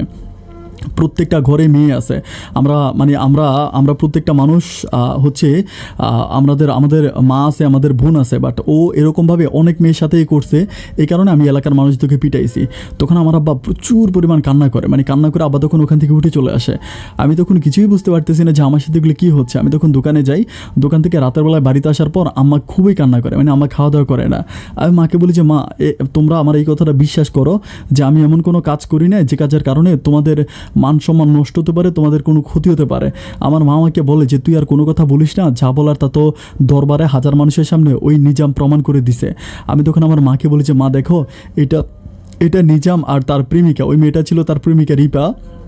তুমি যদি বিশ্বাস না করো, আমি তখন রিপারে প্রচুর কল দিই, বাট আমি রিপারে যতই কল দিই রিপা আমার আর কোনো কল রিসিভ করে না। আমার মনে তখন প্রচুর পরিমাণ কষ্ট লাগে। আমার আব্বা তখন আমার সাথে খুবই খারাপ ব্যবহার করে। আগে যেরকম পড়াশোনা না করলে যেভাবে খারাপ ব্যবহার করতো, আব্বা ঠিক আগের মতো আমার সাথে খারাপ ব্যবহার করতে শুরু করে। এবং আব্বা পারতেছে না যে আমার গায়ে হাত তুলবে। আমার ঘরে যুবতী দুইটা ছোট বোন এবং হচ্ছে আমার সৎ ভাই। আমার সৎ ভাই কিন্তু অনেক মেধাও, কিন্তু পড়াশোনা করে, যথেষ্ট মেধাবী। তখন আমি আমার আব্বাকে আমি আমার আব্বাকেও ম্যানেজ করতে পারতেছি না, আম্মাকেও ম্যানেজ করতে পারতেছি না। একরকম একদম মন খারাপ করে আমি দোকানে চলে আসি। দোকানে আসার পরে প্রায় এক সপ্তাহের মতো আমি আর বাড়িতে যাই না। আমি দোকানেই ঘুমাই, ওখানেই খাওয়া দাওয়া করি, এখানেই থাকি। অ্যান্ড এক সপ্তাহ পরে একদিন আমার মা এসে আমার পা ধরে খুবই কান্নাকাটি করে। আমার বলে যে বাবা তুই এরকম করিস না, তুই চল। যাই হোক, এরপরে আমি আমার আম্মার কথা মতো আবার বাড়িতে ফিরে যাই। অ্যান্ড যাওয়ার পরে এভাবে আমার ছোটো বোন, আমার ছোটো দুইটা বোন ছিল, ছোটো বোনের বড় বোনটাকে আমরা বিয়ে দিয়ে দিই। ছেলেটা হচ্ছে তাও একটা মসজিদে ইমামতি করে অনেক ভালো, এবং উনি হচ্ছে একটু মাওলানা টাইপের, বিভিন্ন জায়গায় ওয়াজ করে। তো একটা বোনের বিয়ে হয়, আরেকটা বোন থাকে, আর সৎ ভাইটা থাকে। তো এরপরে আমি এভাবে আর ওই নিজাম ছেলেটার সাথে কথা বলি না। ছেলেটা তার মতো করে, আমি আমার মতো করে, এভাবে চলতে চলতে প্রায় আরও 1 থেকে 1.5 বছর মতো কেটে যায়। অ্যান্ড 1-1.5 বছর পরে, 1 থেকে 1.5 বছর এরকমই হবে, 1-1.5 বছর পরে একদিন আমার নাম্বারে একটা কল আসে। কল আসে বলতে আননোন একটা নাম্বার। আমি কলটা রিসিভ করি। রিসিভ করার পরে একটা মেয়ে প্রচুর কান্না করতেছে, প্রচণ্ড রকম কান্না করতেছে। আমি তখন বুঝতে পারতেছি না যে কেন কান্না করতেছে। আমি তখন কথা বলতে গেলে তখন মেয়েটা কান্না করার পর একটা ছেলে মোবাইলটা টান দিয়ে নেয়। ছেলে মোবাইলটা টান দিয়ে বলতেছে ভাই আপনি কি, আমার নাম জিজ্ঞেস করে যে আপনি কি হচ্ছে হেলাল। আমি বললাম যে হ্যাঁ আমি হেলাল। পরে বলতেছে হেলাল ভাই আপনি কি একটু অমুক জায়গায় আসতে পারবেন, আমাদের এলাকার পাশে একটা জায়গা। আমি বললাম যে জি ভাই আসতে পারবো। তো কেন, কী হয়েছে, এটা কার সাথে ভাই? নাম্বার টাকার একটা মেয়ে দেখলাম কান্নাকাটি করলো। পরে বলতেছে ভাই একটা মেয়ে বিপদে পড়ছে, একটু সাহায্য করা লাগবে। আমি তখন বলতেছি ভাই কী ধরনের সাহায্য আমি করব। আমরা বলতেছে আপনি একটু এখানে আসেন, আসলেই আপনার সাথে কথাবার্তা হবে। তখন আমি বলি যে আচ্ছা ঠিক আছে ফাইন, আমি আসতেছি। আমি কিছুই বুঝতেছি না কি। তারপর আমি তখন একটা হুন্ডা কিনি, একটা হুন্ডা কিনে, হুন্ডা নিয়ে আমি ওই এটা কিন্তু আমাদের এলাকা থেকে খুব বেশি দূরে না, কাছেই আছে। ওইখানে যাই। যাওয়ার পরে আমি দেখতে পাই যে একটা মেয়ে বোরকা পরে বসে আছে একটা ঘরের ভিতরে আমাকে নিয়ে যায়। যাওয়ার পরে এখানে একটা ছেলে থাকে। ছেলেটাকে আমি মোটামুটিভাবে চিনি, নাম জানি না বাট মুখ পরিচিত। আমি ছেলেটাকে বলি ভাই তোমাকে তো আমি চিনি। আমাকে বলে হ্যাঁ আমি কিন্তু আপনার চিনি, আপনি হেলাল ভাই না, আমি খুব পরিচিত একটা মানুষ। আমাকে বলি যে ভাই আপনার সাথে এই মেয়েটা একটু কথা বলবে। আমি বলি কোন মেয়ে কথা বলবে? যখন মেয়ের সামনে যায় তখন মেয়ে আমার পা চাপে ধরে হাউ মাউ করে কান্না করতে থাকে। আমি তখন প্রচুর পরিমাণ কান্না করে, কান্না করতে করতে এত পরিমাণ কান্না করে আমি বলে বুঝাতে পারবো না। আমি তখন তারে বলতেছি আপনি কান্না করতেছেন কেন, আপনি কে? পরে ও যখন তার মুখোশটা খোলে আমি তখন দেখতে পাই যে এটা রিপা। আমি তখন বলতেছিলাম যে রিপা আপনি কান্না কেন করতেছেন বা আপনি এখানে কেন? পরে আমাকে বলতেছে ভাই আপনি যদি আমাকে মাফ না করেন আমি কোনোদিন মাফ পাবো না, আমাকে আল্লাহও কোনোদিন মাফ করবে না। আমি তখন তারা বলতেছি আপনার উপর আমার কোনো রাগ অভিমান কিছুই নাই, আপনি কান্নাকাটি না করে আমাকে সব কিছু স্ট্রেট বলেন যে কী হয়েছে। তখন আমাকে বলতেছে যে ভাইয়া আমি সেদিন আপনার উপর অনেক বড় অন্যায় করছিলাম, আপনি আমাকে মাফ করে দেন। আমি তখন বললাম যে কী অন্যায় করছেন বা কী মাফ করবো, আপনি আমাকে সব কিছু খুলে বলেন, আমি কিছুই বুঝতেছি না। তো আমাকে বলতেছে সেদিন যে আমাকে কল দিয়েছিল আমি দরবারে মানুষের সামনে বলেছিলাম যে আপনি আমার সাথে খারাপ ব্যবহার করছেন। আসলে ভাইয়া জানেন, ও আমাকে ভালোবাসা দিয়ে এমনভাবে বুঝাইছে, আমি না ভাইয়া কোনো কিছুই বুঝতে পারি নাই। ও যে এত বড় একটা ফল্ট আমি জানতাম না। আমি বলি, তো এখন তুমি আমাকে ফোন করে এখানে কেন আনছো এটা বলো। তো বলতেছে, ভাইয়া ওর সাথে আমি আজকে মানে আজ প্রায় 1 মাসের মতো ওর সাথে আমি পালাই গেছি আমার বাড়ি থেকে। আমার বিয়ে ঠিক হয়েছে, আমার বিয়ের সাথে সব কিছু কমপ্লিট, মানে ঠিক হয়ে আছে। তো বিয়ের 2 দিন আগে ওর সাথে আমি পালাই আসার পর ও আমাকে আমার এই বান্ধবীর বাসা আনে। তো বান্ধবী বলতে আমি যে ছেলেটার সাথে কথা বলছিলাম ওই ছেলেটা হচ্ছে মানে রিপার বান্ধবীর বড় ভাই। তো বলে যে আমি আমার বান্ধবীর বাসা আছি ওইখানে, ও আমার সাথে প্রায় 1 সপ্তাহ মতো থাকে। 1 সপ্তাহ মতো থাকার পরে আমাকে বলে যে ও বিয়ে করবে, মানে ওর নাকি কাগজপত্রে কি সমস্যা আছে, কাগজপত্র ঠিকঠাক করে মানে ও বিয়ে করবে, এরকম কথা বলে 1 সপ্তাহ আমার সাথে থাকার পরও ভাইয়া হঠাৎ করে ও কোথায় চলে যায়, ওর মোবাইলও বন্ধ, ওকে আর খুঁজে পাই না। আমি তখন তারে বলি যে ঠিক আছে, ওর যেহেতু খুঁজে পাও না তুমি তো আর বাড়িতে চলে যাও, তাইলে তো হয়। মেয়েটা আমাকে বলতেছে, ভাইয়া মানে আমি কোন মুখ নিয়ে বাড়িতে যাবো, আমার পক্ষে বাড়িতে যাওয়া অসম্ভব, আমি মরে যাব। আমি শুধু আপনার কাছে আসছিলাম যে আমি আপনার কাছে শুধু ক্ষমা চাওয়ার জন্য আসছি। আমার কাছে মনে হয় আমি যদি মরে যাই আমি মরেও শান্তি পাবো না, আপনি যদি আমাকে ক্ষমা না করেন। আমি তখন বলতেছিলাম যে আচ্ছা ফাইন, ঠিক আছে, আমি তোমাকে ক্ষমা করে দিলাম, আমার এটা নিয়ে কোনো অভিযোগ নাই। তো তখন ওই মানে ছেলেটা সহ ওই মেয়েটার বান্ধবী তারপরে রিপা সবাই আমাকে ডাইকা বলতেছে যে ভাইয়া কী করা যায়, একটা বুদ্ধি বাইর করেন। তো আমি তখন বলতেছি যে আমি কী বুদ্ধি বাইর করবো, এখন ওই যেহেতু ওই ছেলের সাথে ওই ছেলে আগে ফটকা, এটা আমি জানতাম, আমি কিন্তু রিপাকে আগেও বলছিলাম। রিপা কিন্তু আমার কথা না শুনে উল্টা আমার সাথে রিয়েক্ট করছে। তো এখন ছেলে যেহেতু এরকম করছে, এখন কী করা যায়, রিপাকে তার বাড়িতে পাঠিয়ে দাও, এছাড়া দ্বিতীয় কোনো অপশান নাই। বাট রিপা একটা কথাই বলে যে ও বিষ খাবে, মরে যাবে, ফাঁসি দিবে, কিন্তু ও কখনো হচ্ছে ওই ছেলের কাছে যাবে না, ও ছেলের কাছে ও কখনো বাড়িতে ফিরে যাবে না, প্রচুর পরিমাণ কান্নাকাটি করে। আমরা সবাই তাকে বুঝাই, বাট কোনো কাজে হয় না। তো দেখতে দেখতে সন্ধ্যার মতো হয়ে যায়। আমি তখন বলি যে ভাই দেখো, আমি আমার দোকান বন্ধ করতে হবে, তারপর বাড়ি যেতে হবে, এমনি আমার পরিবারের প্রবলেম, আমি বাড়ি যাই। এখন তোমরা ভেবেচিন্তে দেখো যে কি হয়, আমাকে পরে জানাইও। তো আমাকে বলতেছে যে ভাই আপনি আপনি আপনি একটা বুদ্ধি বের। আমি বলি যে আমার মাথায় আর কোনো বুদ্ধি নেই। এটা বলার পর আমি ওখান থেকে উঠে চলে আসি। এরপর আমি আমার বাড়িতে আসার পরে রাতের বেলায় রিপা আমাকে আবারও কল দেয়, সেম নাম্বার থেকে কল দেওয়ার পর আমি রিসিভ করে পরে বলতেছে যে আমার না অনেক খারাপ লাগতেছে, মানে আমাকে খুব কান্নাকাটি করে, মানে খুব ইমোশনালি আমার সাথে কথা বলে, প্রায় 1 ঘন্টা মতো আমার সাথে কথা বলে। মানে ওই 1 ঘন্টা ও খালি এই কথাগুলি বলে যে ওর সাথে কীভাবে নিজাম তাকে কীভাবে ঠকাইছে, নিজাম তার সাথে কী করছে, এই সবগুলো আমাকে বলে, খুব কান্নাকাটি করে। আমার তখন মেয়েটার প্রতি একটু মায়া লাগে। আমি তখন তারে বলি যে দেখো, আমাদের ধর্মের ভিতরে আছে, আমি মুসলমান ছেলে, আর আমাদের মুসলিম ধর্মে আছে ক্ষমা করে দেওয়া, মানে ক্ষমাই মহৎ গুণ। আমি তোমাকে ক্ষমা করে দিয়েছি, তোমার আমার কোনো অভিযোগ নাই, কিন্তু আমার কাছে মনে হচ্ছে তুমি তো আর বাড়িতে ফিরে গেলে তুমি ভালো করতে পারবা। তখন মেয়েটা আমাকে বলতেছে যে ভাইয়া আপনি তো মানে অনেক সময় ঢাকা থেকে ইট বালি সিমেন্টগুলো আনেন, ঢাকার কোনো মানুষের সাথে আপনার পরিচিত আছে, আমি ঢাকাতে অনেকে গার্মেন্টসে চাকরি করে, আমি গার্মেন্টসে চাকরি করার জন্য ঢাকায় চলে যাব। মেয়েটার কথা শোনার পর আমার প্রচুর পরিমাণ খারাপ লাগে, মানে কষ্ট লাগে, যেহেতু সুন্দর একটা মেয়ের জীবনটা এভাবে নিজাম নষ্ট করে দিল। এখন মেয়েটা হচ্ছে চলে যাবে ঢাকাতে চাকরি করার জন্য। আমার তখন খুব খারাপ লাগে, মেয়েটাকে বুঝায় যে বোন তুমি মানে বোঝার জন্য চেষ্টা করো, সব কিছু ঠিক হয়ে যাবে, আল্লাহ আল্লাহ করো। এভাবে আরও কিছুদিন কাটে, 1 সপ্তাহ মতো। অ্যান্ড ওই 1 সপ্তাহ মেয়েটা কন্টিনিউ আমাকে কল দেয়, আমার সাথে কথা বলে। অ্যান্ড কথা বলতে বলতে মেয়েটার প্রতি আমার একটা অন্যরকম মায়া জন্মে যায়। অ্যান্ড মায়া জন্মানোর পর আমি ওর এখানে আরও একবার যাই, মানে ওর বান্ধবীর বাসায় যাই। অ্যান্ড বান্ধবীর বাসায় যাওয়ার পরে ওর যে বান্ধবীটা আছে, ওই বান্ধবীটা আমাকে মানে রিপার যে বান্ধবীটা, সেই বান্ধবীটা আমাকে বলতেছে হিলাল ভাই আপনি কিছু মনে করবেন না, আমি আপনাকে একটা কথা বলতে চাই। আমি বলি যে হ্যাঁ বলো। আমাকে বলে যে রিপা কিন্তু আপনাকে ব্যক্তিগতভাবে অনেক পছন্দ করে। আমি তখন বললাম যে এটা কেমন কথা বলতেছে, আমাকে পছন্দ করে মানে? পরে বলতেছে সত্যি ভাই আপনাকে অনেক পছন্দ করে, মানে রিপা যদি আপনাকে বিয়ে করতে চায়, আপনি কি রিপাকে বিয়ে করবেন? আমি তখন বলতেছি যে এটা তোমরা কেমন কথা বলতে আসো, মানে এটা কোনো কথা হইল? তখন রিপা পাশের রুম থেকে আইসা কান্নাকাটি করে বলতেছে যে আমি তো জানি আমার জীবনটা নষ্ট হয়ে গেছে, এখন আমাকে কেউ বিয়ে করবে না, মানে আমি ফাঁসি দিব। আমি বলি যে তোমার সাথে আমার প্রেম ছিল না, কোনো ভালোবাসা ছিল, আমি তোমাকে কেন বিয়ে করব? তখন বলতেছে যে আমাকে কেউ বিয়ে করতে হবে না। তখন কি করে একটা ব্লেড দিয়ে ওর হাতের মধ্যে একটা পোঁচ দেয়, মানে পোঁচ দিলে মানে রক্ত বের। আমি তখন ওর হাতটা চাইপা ধরি, তখন আমাকে চাইপা ধরে বলতেছে আমি এখন গলার মধ্যে পোঁচ দেবে, আমার ছাইরা দেন। আমি বলতেছি আরে মানে এই ধরনের পাগলামি করার কি আছে, এগুলো কেন করতেছো? আমাকে বলতেছে আমি তো মরে যাবো, আমি তো আর আমার পরিবারে ফিরতে পারবো না, আপনার বন্ধু আমার জীবন নষ্ট করছে, আমি এখন মরে যাবো। আমি তখন মেয়েটাকে অনেক বুঝাই। অ্যান্ড বোঝানোর পর একটা সময় মেয়েটা ঠান্ডা হয়। অ্যান্ড আমি তখন বাড়িতে ফিরে আসার পর আমি চিন্তা করতেছি যে জীবনে তো একটা দিন বিয়ে করতে হবে, আমি তো একদিন বিয়ে করবো, আমার তো বিয়ে করতে হবে। আমি যদি এই মেয়েটাকে বিয়ে করি তাহলে তার যে জীবনে একটা কলঙ্ক হয়ে গেছে, একটা মৃত মেয়েকে আমি মানে একটা আত্মহত্যা করা মেয়েকে আমি মৃত্যুর পর থেকে ফিরে আনবো, এটা তো আমি অনেক বেশি সোয়াব পাবো। এটা মনে করে আমি তখন মনে মনে চিন্তা করতে থাকি ও যদি আমাকে আবারও প্রপোজ করে আমি রাজি হব। অ্যান্ড এর পরের দিন মেয়েটা যখন আমাকে আবারও কল দিয়ে আমার সাথে কথা বলে, তখন আমি তাকে বলি যে তুমি যদি আমাকে বিয়ে করো তাহলে কি তোমার পরিবার আমাকে নিয়ে যেতে পারবা? তখন বলে যে হ্যাঁ, আমি বলবো যে আমি আপনার সাথে পালাই আসছি। আমি বলি তাহলে তোমার পরিবার কিছু বলবে না? ও আমাকে বলে আমার পরিবারকে আমি ম্যানেজ করব। ওর পরিবারটা কিন্তু অত বড় লোক না, মানে ওরা কিন্তু মোটামুটি মধ্যবিত্তর চেয়েও আরও গরিব, মানে আমাদের চেয়েও গরিব। যাই হোক, এরপরে আমি তখন চিন্তা ভাবনা করতে থাকি যে আমার আব্বা আম্মাকে না জানাই আমি তাকে গোপনে বিয়ে করব। এরপরে আমি ওর বান্ধবীর বাসায় যাই। বান্ধবীর বাসায় যাওয়ার পরে বান্ধবী, মানে আমি যখন রাজি হয়েছি শুনে আমাকে বলতেছে ভাই আপনি মানুষ না, আপনি একটা ফেরেস্তা, নির্ঘাত একটা ফেরেস্তা। এরপরে ওই বান্ধবীর বাসায় আমার রিপার সাথে 6 লাখ টাকা কাবিনে বিয়ে হয়। এই পর্যন্ত কিন্তু মানে আমার ওই নিজামের সাথে, আমার বন্ধু নিজামের সাথে আমার কোনো যোগাযোগ নাই। ও কোথায় আছে, ও কী করে, কোন জায়গায় আছে, ওগুলো আমি কিছুই জানি না। তো রিপার সাথে আমার বিয়েটা কমপ্লিট হওয়ার পরে আমি তখন রিপারে বলি যে তুমি একদিন থাকো, আমি আগামী দিন আইসা তোমাকে নিয়ে তোমার বাড়িতে যাব। এরপরে আগামী দিন আমি কী করি, রিপাকে নিয়ে তাদের বাড়ির উদ্দেশ্যে রওনা দিই। আমি রিপাকে বলি যে তোমার বাড়িতে গেলে কোনো প্রবলেম হবে না? রিপা আমাকে বলতেছে কোনো প্রবলেম হবে না, আমি আমার পরিবারকে ম্যানেজ করবো। এবং আমি আমার আম্মাকে অলরেডি বলে দিছি যে আমি যে ছেলের সাথে আসছি এই ছেলে একজন কোরআনে হাফেজ, মানে আমি আমার পরিবারকে সম্পূর্ণ, মানে আমি নিজামের জায়গায় সম্পূর্ণ আপনাকে বসাই দিছি, তো কোনো প্রবলেম হবে না, চলেন। তখন আমি কী করি, ওকে নিয়ে ওর বাড়িতে যাই। অ্যান্ড যাওয়ার পরে আমি তো টুপি পরেছিলাম, দাঁড়িয়ে দিচ্ছিল।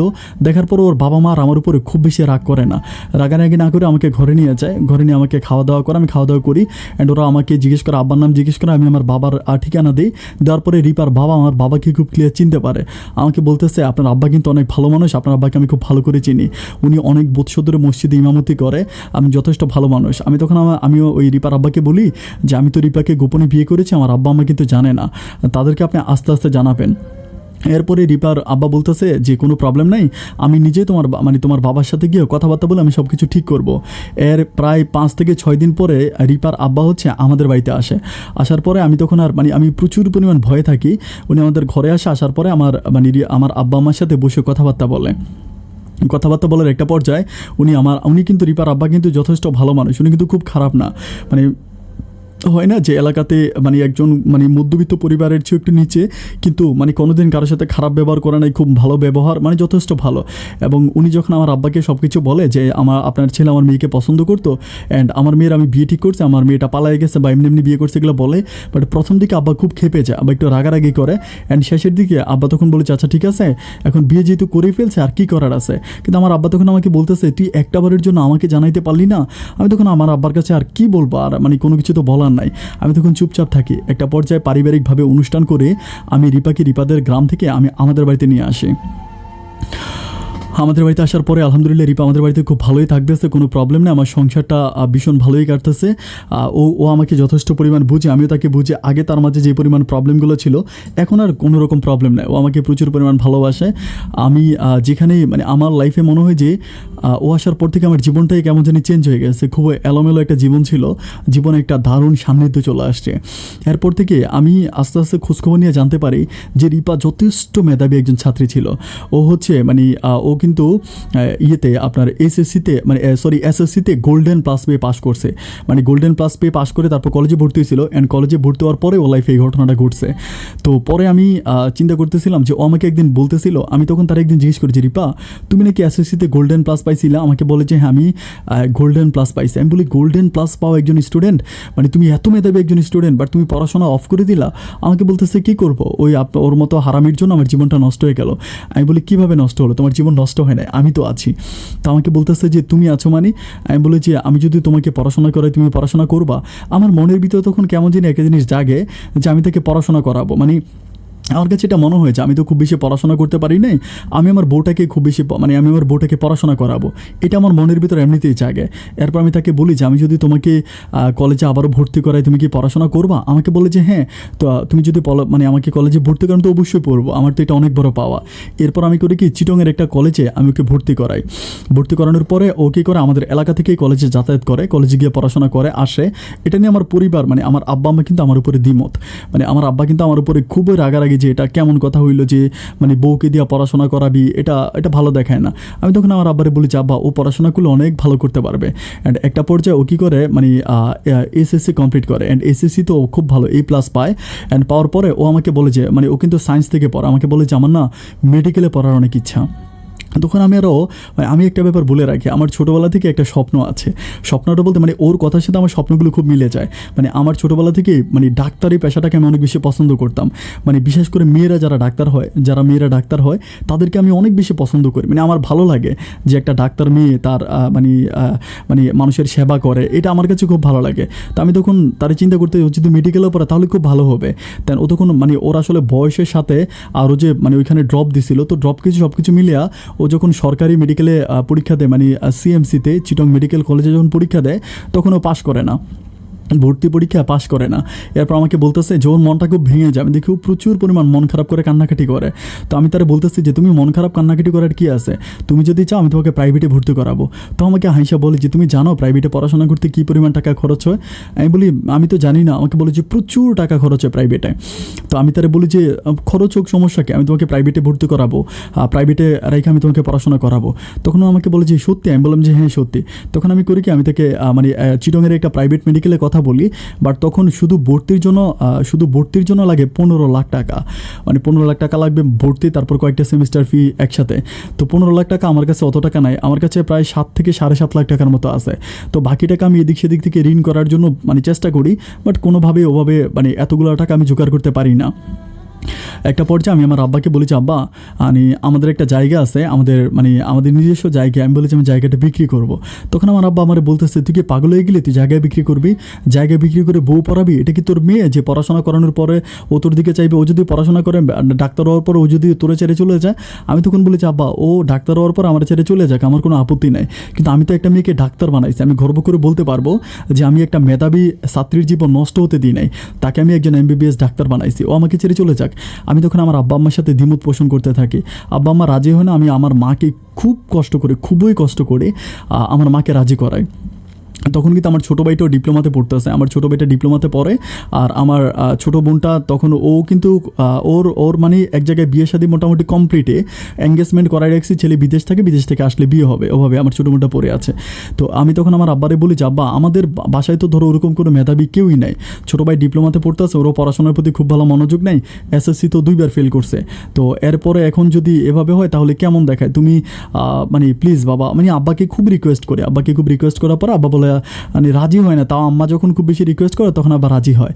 একটা পর্যায়ে আমরা কী করি, ওই জায়গাটা বিক্রি করি। জায়গাটা আমি খুব বেশি বিক্রি করতে পারি না, প্রায় 9 লাখ টাকার মতো জায়গায় বিক্রি করি। তো 9 লাখ টাকার আমার কাছে আগের কিছু টাকা আছে, মানে সব কিছু মিলে আমাকে একটা প্রাইভেট মেডিকেলে ভর্তি করাই। অ্যান্ড ভর্তি করানোর পরে ও প্রচুর পরিমাণ খুশি হয়। ও আমাকে বলে আমি কখনো স্বপ্নও চিন্তা করতে পারি নাই যে তুমি আমার সাথে এই কাজটা করবা বা তুমি আমাকে এখানে ভর্তি করাবা, আমি এটা কখনো স্বপ্নেও ভাবতে পারি না, আমি সত্যি তোমার কাছে অনেক ঋণী।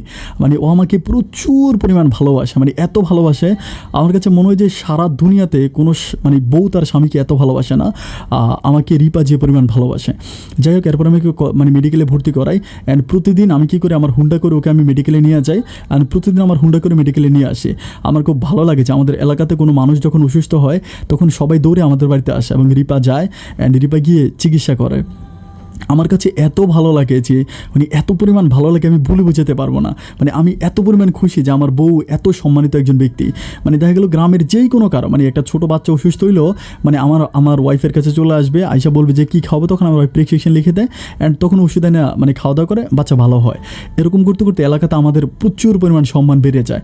এইভাবে অনেক দিন কাটে। বাট কাটার পরে হঠাৎ করে আমি একটা ব্যাপার একটু খেয়াল করে দেখতে পাই বলতে মানে রিপাকে যখন আমি কলেজের সামনে নামাই দিই, ওই কলেজেরই একটা ছেলে মানে একটু রিপার সাথে একটু অন্যভাবে মিশে, মানে আসার পরে রিপা ওর সাথে হিনশিপ করে, খুব দোস্ত করে কথা বলে। মানে আমার কাছে এই ব্যাপারগুলো ভালো লাগে না। আমি টুপি পরি, পাঞ্জাবি পরি, আমি একজন হুজুর মানুষ, বাট আমার কাছে এই ব্যাপারগুলো একটু অন্যরকম মনে হয়। একটা পর্যায়ে আমি করি কি যে আমি দেখতে থাকি যে ও এরকম করে, অ্যান্ড ও ফোনে কথা বলে, মানে প্রচুর পরিমাণ ফোনে কথা বলে। আমি যখনই বলি যে ছেলেটার নাম ছিল জোবায়ের, আমি যখনই দেখি যে সবসময় ছেলেটার সাথে কথা বলে। আমি প্রথম দিকে মনে করতাম যে ওরা হয়তো মানে দুজনে অনেক ভালো ফ্রেন্ড, কিন্তু ওদের কথাবার্তা বা মানে এরকম যে রাত 2টা বাজে কল দেয়, রাত 1টা বাজে কল দেয়, বাট আমার কাছে মনে হয় যে মানে ফ্রেন্ডের চেয়ে মনে হয় আরেকটু বেশি কিছু, মানে বন্ধুর চেয়ে আরেকটু বেশি কিছু মনে হয়। আমার কাছে তখন খুব বেশি খারাপ লাগে। আমি এই কথাগুলো কাউকে বলতেও পারি না, মানে আবার সহ্য করতে পারি না। আর আমি যে কাকে বলবো, কারণ আমার আব্বা মা তো আগে থেকেই বলে দিছিল ওকে পড়াশোনা না করানোর জন্য, আমার আগ থেকে বলে দিছে। তো এভাবে যেতে যেতে আর তারপর আমি মনকে বুঝাই যে যাই হোক, ওকে আমি প্রচুর পরিমাণে বুঝাই যে কারোর সাথে কথা বললো না, আমাকে একটা কথাই বলে আমি শুধু জুবাইরের সাথে কথা বলি কারণ জুবাইর আমার ভালো একটা ফ্রেন্ড, এটা আমাকে বুঝায়। তো আমাকে বলে যে দেখো মেডিকেলে পড়তে হলে কিছু ফ্রেন্ড রাখতে হয়, মানে ফ্রেন্ডদের সাথে মিশতে। আমি বলি যে তোমার মেডিকেলে তো অনেক মেয়ে ফ্রেন্ড আছে, মেয়েদের সাথে মিশো।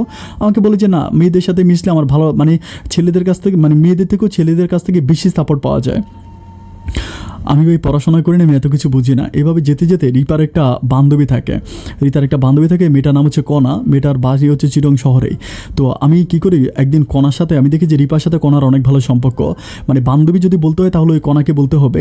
তো আমি কি করি, একদিন ওই কণার সাথে, মানে কণার ফোন নাম্বারটা নিয়ে রিপার মোবাইল থেকে, এটা কিন্তু রিপা জানে না, নাম্বারটা নেওয়ার পর আমি কণাকে একদিন কল দিয়ে আমি কণার সাথে দেখা করি।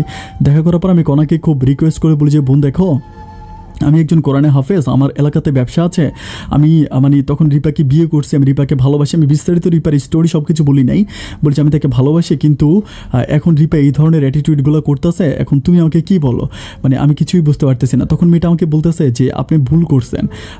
আমি বললাম যে কী ভুল করছে, আমাকে বলে যে ও বিবাহিত, মানে আপনি তাকে বিয়ে করে ফেলছেন, অ্যান্ড বিয়ে করানোর পর, মানে বিয়ে হয়ে যাওয়ার পরে মেয়েটাকে আপনি তাকে মেডিকেলে ভর্তি করানো, তাকে পড়াশোনা করেন, আপনি এই কাজগুলো ভালো করেন নাই।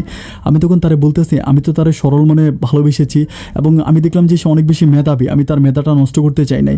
এত মেধাবী একটা মেয়ে পড়াশোনা না করে তার জীবনটাকে নষ্ট করে দিবে, ব্যাপারটা কেমন দেখায়, আমি এই জন্য তাকে মানে ভর্তি করাইছি।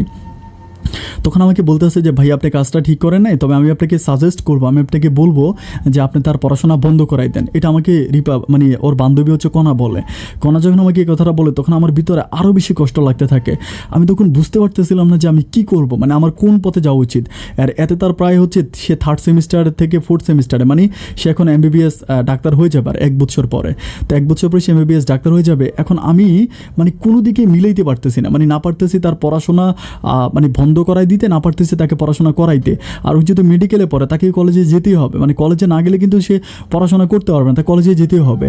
আমি এত পরিমাণ বিপদে পড়ে যাই, আমি একরকম কান্নাকাটি করতে থাকি আর আল্লাহর কাছে হাত তুলে প্রার্থনা করতে থাকি যে আমি তো একজন, আমি আল্লাহকে বলি যে আল্লাহ তুমি তো জানো যে আমি মেয়েটাকে কোত্থেকে উঠে আনছি, কী তার জীবন ছিল, কী তার ভবিষ্যৎ ছিল। আমি ওইখান থেকে তাকে আজকে আমি মেডিকেলে পড়াইতে আছি, আমি আমার জায়গা সম্পত্তি বিক্রি করছি। এবং আপনারা হয়তো অনেকে বিশ্বাস করবেন না যে এমন অবস্থা হয়েছে যে আমার পরিবারের, মানে আমি বাজারও করতাম না, মানে এমন যাইতো যে আমরা আমি আগে প্রতিদিন সবসময় গরুর মাংস কিনতাম, তারপরে মাছ কিনতাম, আমার আব্বা আম্মাকে খুব ভালো ভালো শাকসবজি খাওয়াইতাম, মানে ভালো ভালো বাজার করতাম, তাদের প্রতি খুব বেশি টেক কেয়ার করতাম। বাট আমি যখন রিপাকে মেডিকেলে ভর্তি করাই, এরপর থেকে আমার অবস্থা এমন হয়েছে যে আমার হাতে কোনো রকম টাকা পয়সা নাই, মানে আমি খুব ভালো চলতে পারি না। এভাবে কিছুদিন যাওয়ার পরে আমার তখন কষ্টের পরিমাণটা প্রচুর পরিমাণ বেড়ে যায়। আমি একটা সময় সিদ্ধান্ত করেছি যত যাই হোক আমি ওকে আর পড়াশোনা করাবো না। একদিন আমি ওকে বলি যে রিপা, তুমি তো অনেক পড়াশোনা করছো, আর আমার কাছে মনে হয় যে আমি যদি তোমাকে আরেকটু বেশি পড়াশোনা করাই আমি তোমাকে হারাই ফেলবো। আমি তোমাকে প্রচুর পরিমাণ ভালোবাসি, তোমার ওই MBBS ডাক্তারের চেয়েও আমার কাছে অনেক বেশি মূল্যবান। সো আমি চাই না যে তুমি আর পড়াশোনা করো। তখন আমাকে বলে যে ইন্টার্নিং মিলে সব কিছু মিলে আর প্রায় 1.5 থেকে 2 বছর, অ্যান্ড 2 বছর পরে আমি একটা MBBS ডাক্তার হয়ে যাব। এত লাখ লাখ টাকা খরচ করে তুমি আমাকে ভর্তি করাইছো, এখন তুমি আমাকে এগুলো কী বলতেছো? আমি তখন তারে বলতেছি যে আমি যেটা বলতেছি ঠিকই বলতেছে, আমি তোমার বান্ধবীদের, মানে তোমার বন্ধুবান্ধবদের সাথে কথা বলছি, তুমি যদি শুধু পড়াশোনা করতে তাহলে আমার কোনো আপত্তি ছিল না, আমি তোমাকে পড়াশোনা করাইতাম, আমি তোমাকে অনেক বড় বানাইতাম। কিন্তু তুমি আসলে পড়াশোনা করার জন্য ভার্সিটিতে যাও না, তুমি পড়াশোনা করার জন্য মেডিকেলে যাও না, তুমি যাও মেডিকেলে জুবাইরের সাথে দেখা করার জন্য। তখনও আমাকে করে কি, মানে আমার মানে ও মানে এত পরিমাণ আমার সাথে খারাপ ব্যবহার করে, এত পরিমাণ আমাকে নোংরা, ছোট লোক, অশিক্ষিত বলে প্রচুর পরিমাণ গালাগালি করে। আমি তখন বলেছি ঠিক আছে, আমি তো অশিক্ষিত, নোংরা, ছোট লোক, তুমি একটা নোংরা ছোট লোককে বিয়ে করছো, তুমি হচ্ছে ওই নোংরা ছোট লোককেই বিয়ে করছো, যেহেতু তুমি ওই নোংরা ছোট লোকের সাথে সংসার করবা, তোমার পড়াশোনা করতে হবে না। আমি তখন তার বইপত্র সব কিছু ঘর থেকে ফেলে দিই। ফেলে দেওয়ার পরে সে কী করে, মানে বইপত্রগুলো আবারও মানে করে ব্যাগে নিয়ে সে কী করে, আমি দোকানে যাই সন্ধ্যার পরে, আমি যখন দোকান থেকে আসি আমি দেখতেছি ও আর নাই। ও যখন নাই আমি তখন মানে আমার তখন মনে হয় আমি হার্ট অ্যাটাক করে ফেলবো। আমি বসে যাই, বসে গিয়ে আমি কান্না করতে থাকি, আমি বলি আল্লাহ ও কোথায় চলে গেল, নাকি আবার ওই জুবাইরের সাথে চলে গেল। আমি কান্না করতে করতে মোবাইলটা হাতে ওর নাম্বারে কল দেই, আমি দেখছি ওর নাম্বারটা বন্ধ। নাম্বারটা বন্ধ দেখার পর আমি তখন আর ঠিক থাকতে পারিনি। আমি কান্নায় করতে করতে চিৎকার করে ওর বাপের নাম্বারে কল দেই। ওর বাবার কলটা রিসিভ করার পর আমি খুব জোরে বলছি, রিপা কই। পরে বলতেছে কেন, রিপা তো ঘরে। আমি বলছি কোন ঘরে? বলতেছে আমাদের ঘরে। আমি তখন বলি যাক আলহামদুলিল্লাহ। আমি বললাম যে রিপা আপনাদের বাড়িতে গেছে, কাউরে বলে তো যায় নাই? তো বলে হ্যাঁ কাউরে বলে যায় না, তোমার সাথে নাকি ঝগড়া হয়েছে এই জন্য চলে আসছে। আমি তখন বলি ওরে আমার বাড়িতে পাঠিয়ে দেন। তো উনি আমার শ্বশুর আব্বা আমাকে বলতেছে যে এখন না পাঠাইয়া তুমি একটু আসো, কালকে আইসা তোমার সাথে কথা বলি। তাই আমি বলি আচ্ছা ঠিক আছে। এর পরের দিন আমি কী করি, দোকান বন্ধ করে ওনার সাথে দেখা করতে যাই, শ্বশুর বাড়িতে যাই। যাওয়ার পর আমি ওনাকে বলি যে দেখেন ও তো অনেক পড়াশোনা করছে, এখন আমি বিভিন্ন লোকের কাছে ওর সম্বন্ধে বাজে কথা শুনতেছি, আমি ওকে আর পড়াশোনা করাবো না। তখন আমার শ্বশুর আমাকে বলতে আছে যে দেখো ওকে তুমি মেডিকেলে ভর্তি করাইছো, একটা মেয়েকে মেডিকেলে ভর্তি করাইছো মানে বুঝতেছো তুমি ওর পিছনে লাখ লাখ টাকা নষ্ট করছো। তুমি ছেলে না, তুমি হেলাল একটা মানুষ না, তুমি একটা ফেরেস্তা। তোমার মতো ছেলে এই দুনিয়াতে দ্বিতীয়টা হতে পারে না। ও পড়াশোনা করতেছে, ও অন্তত এমবিবিএসটা কমপ্লিট করুক। আর ও যদি এমবিবিএস ডাক্তার হতে পারে তাহলে তুমি একটাবার চিন্তা করে দেখতে পারো যে আমি তো আর আমার মেয়ের কাছ থেকে টাকা পয়সা আনবো না। আমার মেয়ে তো টাকা পয়সা তোমাকেই দিবে, তোমার মাকেই দিবে, তোমার বাবাকেই দিবে। আর আমার মেয়ে তো তোমার সংসারের জন্য কাজ করবে। তুমি ওকে অ্যাটলিস্ট পড়াশোনাটা বন্ধ করাই দিও না। আমি তখন আমি শ্বশুর আব্বাকে বলতেছি যে দেখেন আপনি যত কথাই বলেন আমি ওকে আর পড়াশোনা করাবো না, কারণ আমি ওর সম্বন্ধে এরকম কথা শুনছি। তখন উনি বলে যে আমি আল্লাহর 30 সিরফা কোরআন মাথায় নিয়ে বলতে পারবো যে আমার মেয়েটাকে তুমি এরকম কলঙ্ক দিও না। আমার মেয়েটার মতো ভালো মেয়ে এই দুনিয়াতে দ্বিতীয়টা নাই। আমার মেয়েটা যথেষ্ট ভালো, তুমি প্লিজ তার পড়াশোনাটা বন্ধ করে দিও না। উনি একরকম আমার কাছে কান্না করে ফেলে। আমি তখন তারা বলি যে ঠিক আছে আপনি যদি সাপোর্ট নেন, আপনি যদি বলেন যে ঠিক আছে আপনি তাকে পড়াশোনা করাবেন, এটা যদি আপনি নিজে বলেন তাহলে আমার কোনো আপত্তি নেই, আমি ওকে ঠিক আছে নিব। এরপরে কি করি, রিপা তার 2 দিন পর আমাদের বাড়িতে আসার পর আমি তাকে প্রতিদিন ওভাবে পড়াশোনা করে, বাট আমি দেখি যে এখন থেকে সে আর জোবাইরের সাথে ওভাবে মিশে না। কলেজের ভিতরে কী করে এটা তো আমি জানি না, মানে গেট থেকে আগে জোবাইরের সাথে দেখা করে যাইতো বা কথা বলতে যাইতো, এরকম করে আর জোবাইরের সাথে এখন আর যায় না। আমি দেখি যে একাই চলে যায়, বা সবসময় দেখি যে ওর বান্ধবী কণার সাথেই মিশে, জোবাইরের সাথে খুব একটা মিশে না। তো এইভাবে যেতে যেতে ও কী করে আলহামদুলিল্লাহ ও হচ্ছে আমাদের সব শেষ ও এমবিবিএস পরীক্ষা মানে ডাক্তারি পরীক্ষা দেয়, অ্যান্ড পরীক্ষা দেওয়ার পর ও এমবিবিএস পাস করে। ও যখন এমবিবিএস পাশ করে আমি তখন এত পরিমাণ খুশি হই, আমার কাছে মনে হয় যে আমার স্বপ্নটা পূরণ হয়ে গেল। তারপরে তাকে আমরা ইন্টার্নিং করানোর জন্য চিটং মেডিকেলে ভর্তি করাই, মানে ও মেডিকেল ইন্টার্নিং করার পরে সব কিছু শেষ হওয়ার পরে ও হচ্ছে চিটংয়েই একটা চেম্বার খোলে, একটা জায়গার ভিতরে একটা চেম্বার খোলে। ওইখানে হচ্ছে ও একজন ডাক্তার থাকে, প্রথমে একজন পুরনো ডাক্তার থাকে, ওই ডাক্তারের সাথে ওকে করে ওইখানে মানে ওই ডাক্তারের সাথে চিটং মেডিকেল থেকে মানে যে ডাক্তারটা ছিল ওনার সাথে ইন্টার্নিং করছে, এবং ওনার চেম্বারে ও বসে, মানে ও বসে ওই ডাক্তারও বসে। দেখতে দেখতে প্রায় 6 থেকে 7 মাসের মতো কেটে যায়। তখন ও মানে প্রচুর পরিমাণ ভালো, মানে অনেক ভালো। আর এরই মাঝে আমার কোনো বাচ্চা কাচ্চা হচ্ছে না। আমি বাচ্চার জন্য ট্রাই করি, ওকে বলি যে বাবু নিতে হবে, মানে বাবু আমরা নিব, বা বাবু নেওয়ার জন্য খুব ইয়ে করি। বাট ও বলে যে দেখো মানে আমি আরেকটু সব কিছু ঠিকঠাক হয়ে নাক। আমি বলি যে তুমি পড়াশোনা তো শেষ হলো, তুমি ডাক্তার হলে, এখন তুমি চেম্বার করতেছো, তাহলে প্রবলেম কেউ? আমাকে বলে যে দেখো আরেকটু ওয়েট করো, হয়ে যাবে, মানে হবে, তুমি টেনশন করো না, সবই হবে। মানে এরকম করে আমাকে বুঝাচ্ছে, ও যে নেগলেক্ট করতেছে। মানে আমি বুঝতে পারতেছিলাম না এরকম কেন করতেছে। এভাবে যেতে যেতে মানে ওর সাথে আমার সম্পর্কটা খুব ভালোই যাচ্ছিল, খুব খারাপ বেশি যাচ্ছে এটা বলবো না। তখন আমরা কী করি, শহরের বাড়িতেও আমাকে বলে যে তোমরা আর গ্রামে থাকো না, তোমরা সবাই শহরে চলে আসো, কারণ আমার এখান থেকে যাতায়াত করতে খুব প্রবলেম হয়। এরপর আমার আব্বা কিন্তু তখন মসজিদে ইমামতি চাকরিটা ছেড়ে দেয়। আর আমার যে ছোটো বোনটা ছিল, ওই ছোটো বোনকে আমরা বিয়ের কাজ কমপ্লিট করে তো শ্বশুরবাড়িতে চলে যায়। তখন পরিবারে থাকে আমি, আব্বা আর আমার ছোটো ভাইটা। আর আমার ছোটো ভাই হচ্ছে চিটং ডিপ্লোমাতেই পড়ে, ওইখানেই আছে ও। তখন আমার মা বলতেছিল কি যে একটা কাজ করো, ওকে মানে আমরা সবাই, বৌমা যেহেতু বলতেছে তাহলে আমরা চিটংয়ে চলে যাই। এরপরে চিটংয়ে একটা বাসা ভাড়া করি, বাসা ভাড়া করে আমরা পরিবারের সব মানুষগুলো ওখানে থাকতে শুরু করি। আমি, রিপা, তারপর আমার ছোটো ভাই, আব্বা, আম্মা, মানে সবাই আমরা একসাথে থাকি। তো মোটামুটি আমাদের সংসারটা অনেক ভালো হয়ে যাচ্ছে। রিপা আমার প্রতিদিন অফিস থেকে আসার সময় আমার আব্বা আমার জন্য ফল ফ্রুট নিয়ে আসে। তখন আমি কী করি, আমার ওই যে গ্রামের যে দোকানটা আছে ওইটা আমি কর্মচারী রাখি, 2টা ছেলে রাখি, ওরাই চালায়। আমি প্রতি সপ্তাহে 1-2 বার গিয়ে দেখে আসি। আর আমি সবসময় শহরেই থাকি। তখন আর আমার ওই অত টাকা পয়সার দরকার হয় না, মানে আমার যে পরিমাণ অত বেশি টাকা পয়সার দরকার হয় না। তো আমার সৎমাটাও কিন্তু তখন আমাদের সাথেই আছে, এই পর্যন্ত সৎমা কিন্তু আমাদের সাথেই আছে। সৎমা কিন্তু যদি একটু আমাদের পরিবার থেকে একটু আলাদা, মানে একটু আলাদা থাকে, বাট সৎমা কিন্তু মানে আমাদের পরিবারের সাথে অতটা মিশে না। মানে আমাদের পরিবারে যত মানে আমরা যতটা পারিবারিক কাজকাম করি বা যত কিছু, উনি সৎমা কিন্তু সবসময় একটু আলাদা থাকে, উনি আমাদের সাথে অতটা মিশতে চায় না।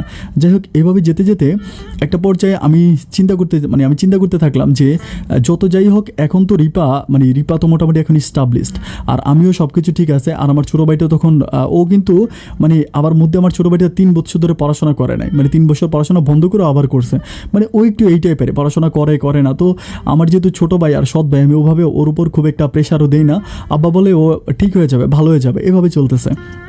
যাই হোক, এভাবে যেতে যেতে একদিন আমি মানে আমি তখন আমার যে দোকানটা ছিল, আমার গ্রামের দোকান, ওইখানে একটা লোকের কাছে আমি অনেকগুলো টাকা বাকিতে, মানে একটা লোকে ঘর দিছিল, ওরা আমি প্রায় 6 লাখ টাকার মতো মাল বাকিতে দিছি। তো এই টাকাটা প্রায় 3 বছরের মতো ঘুরতেছে, আমাকে টাকাটা দিতেছে না। তো টাকাটা দিতেছে না, ছেলেটা বিদেশ থাকতো আর কি, লোকটা বিদেশ থাকতো, এখন বিদেশ থেকে আসার পর আমি এই টাকাটা নিয়ে আমার এলাকাতে যত মানে লোকজনকে বলি যে টাকা ঢোকার ব্যাপারে, তখন আমি এই টাকা নিয়ে আমি দৌড়দৌড়ি করতে থাকি। আমি ওই টাকাটা উঠানোর জন্য এলাকাতে দৌড়দৌড়ি করতে থাকি, দরবার করতে থাকি।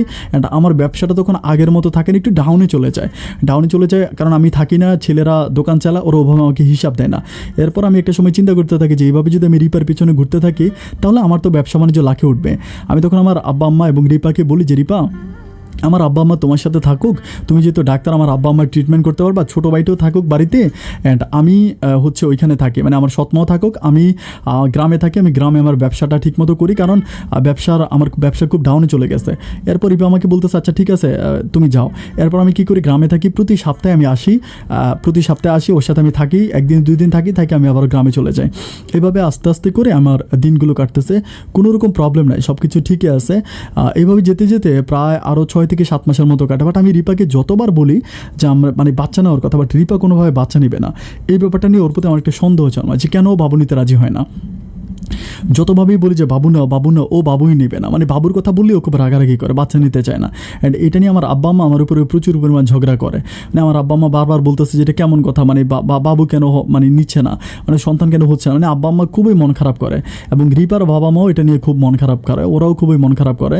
অ্যান্ড তখন আমি যতভাবেই বুঝাই যে দেখো, মানে রিপাকে বুঝাই, রিপার একটাই কথা যে ওর আরেকটু সময় লাগবে, আমি জানি না ওই সময়টা কেন লাগবে। এভাবে আরও কিছুদিন কেটে যাওয়ার পরে আমার ছোটো ভাইটা একদিন, আমি তখন গ্রামে থেকে আমাকে ফোন দিয়ে বলতেছে ভাই আপনি একটা কথা বলি, আপনি কিছু মনে করেন না, আমি মানে আমার একটা ব্যাপার আমার কাছে খুব বেশি, মানে আপনার ওয়াইফের একটা ব্যাপার আমার কাছে খুব বেশি খারাপ লাগছে।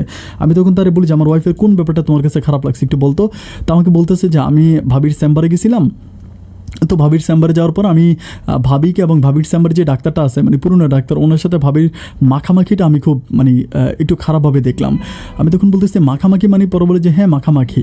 এমন যে কীরকম মাখামাখি, পরে বলতেছে যে ভাবি ওনার সাথে হচ্ছে মানে ওই লোকটার সাথে একটু বেশি মাখামাখি, মানে একটু বেশি মাখামাখি। আমি তখন বললাম যে একটু বেশি মাখামাখি তুই আমাকে খুলে বল।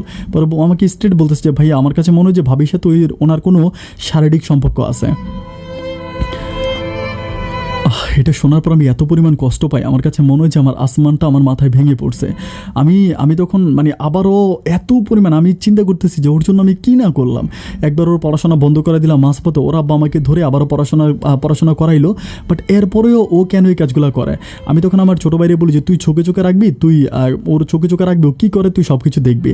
অ্যান্ড দেখার পরে এভাবে আরও প্রায় তখন কিন্তু আমিও মাঝে মাঝে আমি একটু তখন ঘন ঘন যাতায়াত করি, অ্যান্ড যাতায়াত করে আমি ওকে চেম্বারে যেতে একটু নিষেধ করি, বাট ও বেশি চেম্বারে যায়। মানে ছোটো ভাই আমাকে যেই কথাগুলো বলে, আমার ছোটো ভাইয়ের কথার সাথে ওর কাজের আমি অনেক বেশি মিল পেয়ে যাই। এভাবে যেতে যেতে কিছুদিন পরে আমার রিপা আমাকে বলতেছে যে তোমাকে একটা কথা বলি, তুমি কিছু মনে করো না। আমাকে বলতেছে, আমি বলো হ্যাঁ বলো। তো আমাকে বলতেছে তুমি তোমার সৎমাকে আর তোমার সৎ ভাইকে তুমি গ্রামে রেখে আসো। এটা যখন আমাকে বলে তখন আমি তো একদম পয়েন্ট মিলে যায়। আমি তখন মনে মনে বলতে থাকি ও আচ্ছা এই হচ্ছে তোমার কাহিনী, কারণ আমার সৎ ভাইটা তো তোমার নোংরামিগুলো দেখে গেছে। তখন আমি তারা বলতেছি যে কেন আমার সৎ ভাইকে কেন পাঠিয়ে দিতে হবে। তখন আমাকে বলে যে দেখো তোমার সৎ ভাই কেমন আমি এটা তোমাকে বলতে চাই না, যেহেতু তোমার ভাই, আমি তোমাদের ভাই ঝামেলা লাগাতে চাই না, শুধু এটা বলতে চাই যে তোমার সৎ ভাইকে তুমি গ্রামে দিয়ে আসো, প্রয়োজন তোমার সৎমাকেও, কারণ তোমার সৎমাও খুব একটা ভালো না। আমি তোমার যে আপন বাবা মা তাদেরকে নিয়ে এখানে থাকবো। আমি তখন তারা বলতেছি যে না এটা কোনোভাবেই হতে পারে না, আমার সৎমাও এখানে থাকবে, আমার ভাইও এখানে থাকবে, আমার আব্বা আম্মা থাকবে। তখনও রাগারাগি করে বলতেছে তাহলে তুমি তোমার আব্বা আম্মা যারা আছে তাদের সবাইকে গ্রামে পাঠিয়ে দাও। যখন এটা বলে তখন আমি বুঝতে পারি যে ওর মনস্তাপটা খুব খারাপ। আমি তখন তারা বলতেছি তারা তোমার কী ক্ষতি করতেছে আমাকে বলো। পরে বলতেছে যেটা বলতেছি তুমি সেটাই করো। আমি বললাম যে কেন, মানে আমি তাদেরকে গ্রামে পাঠাবো না, তারা এখানে আছে, তারা এখানে থাকবে, প্রয়োজনে আমি তোমার আমি তোমার ডাক্তারি বন্ধ করে দিব, তোমার ওই ডাক্তারি করার দরকার নেই, তুমি আমার সাথে গ্রামে চলো। এগুলো বলার পর ওর সাথে আমার একটা সময় টকজগ হতে থাকে, মানে প্রচুর পরিমাণ ঝগড়া হয়, মানে এত পরিমাণ ঝগড়া হয় বলে বুঝাতে পারবো না। একটা পর্যায়ে আমি তারা বলতেছি যে তুমি এখানে থাকতে পারবা না, তুমি আমার সাথে গ্রামে চলো। এবং আমি ওই দিনটা ছিল প্রায় শনিবারের মতো। শনিবার কিন্তু ওদের চেম্বার বন্ধ থাকে। শনিবারে আমি ওরে বললাম যে আমি ঘুমাইতেছি, আমি সকালবেলা আমি কিন্তু সকালে একটু ফজরের নামাজ পড়ে একটু ঘুমাই। আমি বললাম যে আমি ঘুমাচ্ছি, তুমি রেডি হও, রেডি হওয়ার পর আমরা দুজন হচ্ছে বের হয়ে যাব, মানে আমরা আর এখানে থাকবো না, আমি তোমাকে নিয়ে গ্রামে থাকবো, অ্যান্ড তুমি তুমি গ্রামে একটা চেম্বার খুলবা, তুমি গ্রামে ডাক্তারি করবা, শহরে ডাক্তারি দরকার নাই। এটা বলার পর ও রাজি হয় না। তখন আমি ঘুম থেকে উঠি 9:30 বাজে। 9:30 বাজে ঘুম থেকে ওঠার পরে আমি দেখি যে ও নাই। তখন আমার ছোটো ভাইটারে জিজ্ঞেস করে, তখন আমি বলি ছোটো ভাইরে জিজ্ঞেস করে, কিরে তোর ভাবি কই? পরে বলে ভাই ভাবি তো হচ্ছে চলে গেছে চেম্বারে। আমি বললাম আজকে শনিবার, তোর চেম্বার বন্ধ, চেম্বারে কেন গেলো? আমার সৎমাও তখন বলতেছে, যা আমার সৎমা তখন একটু ইঙ্গিত মেরে একটা কথা বলে, বাট আমার আব্বা আম্মা ওইখানে নীরব ভূমিকা পালন করে, আমার আব্বা আম্মা কোনো কথা বলে না। আমি তখন প্রচুর পরিমাণ খুবই খারাপ লাগে, এত খারাপ লাগে আমি বলে যেতে পারবো না। এরপর আমি কী করি, ওর চেম্বারে যাই, আমি রেডিওর চেম্বারে যাই। অ্যান্ড চেম্বারে যাওয়ার পর আমি দেখতেছি যে চেম্বারে ও আর ওই ডাক্তারটা খুব ঘেঁষাঘেঁষি করে, ঘেঁষাঘেঁষি করে বলতে একটু পাশাপাশি বসে খুব ক্লোজলি কথা বলতেছে। যখন খুব ক্লোজলি কথা বলে, ওই ডাক্তার কিন্তু বিয়ে করছে, তার তার সন্তানও আছে ওর মতো।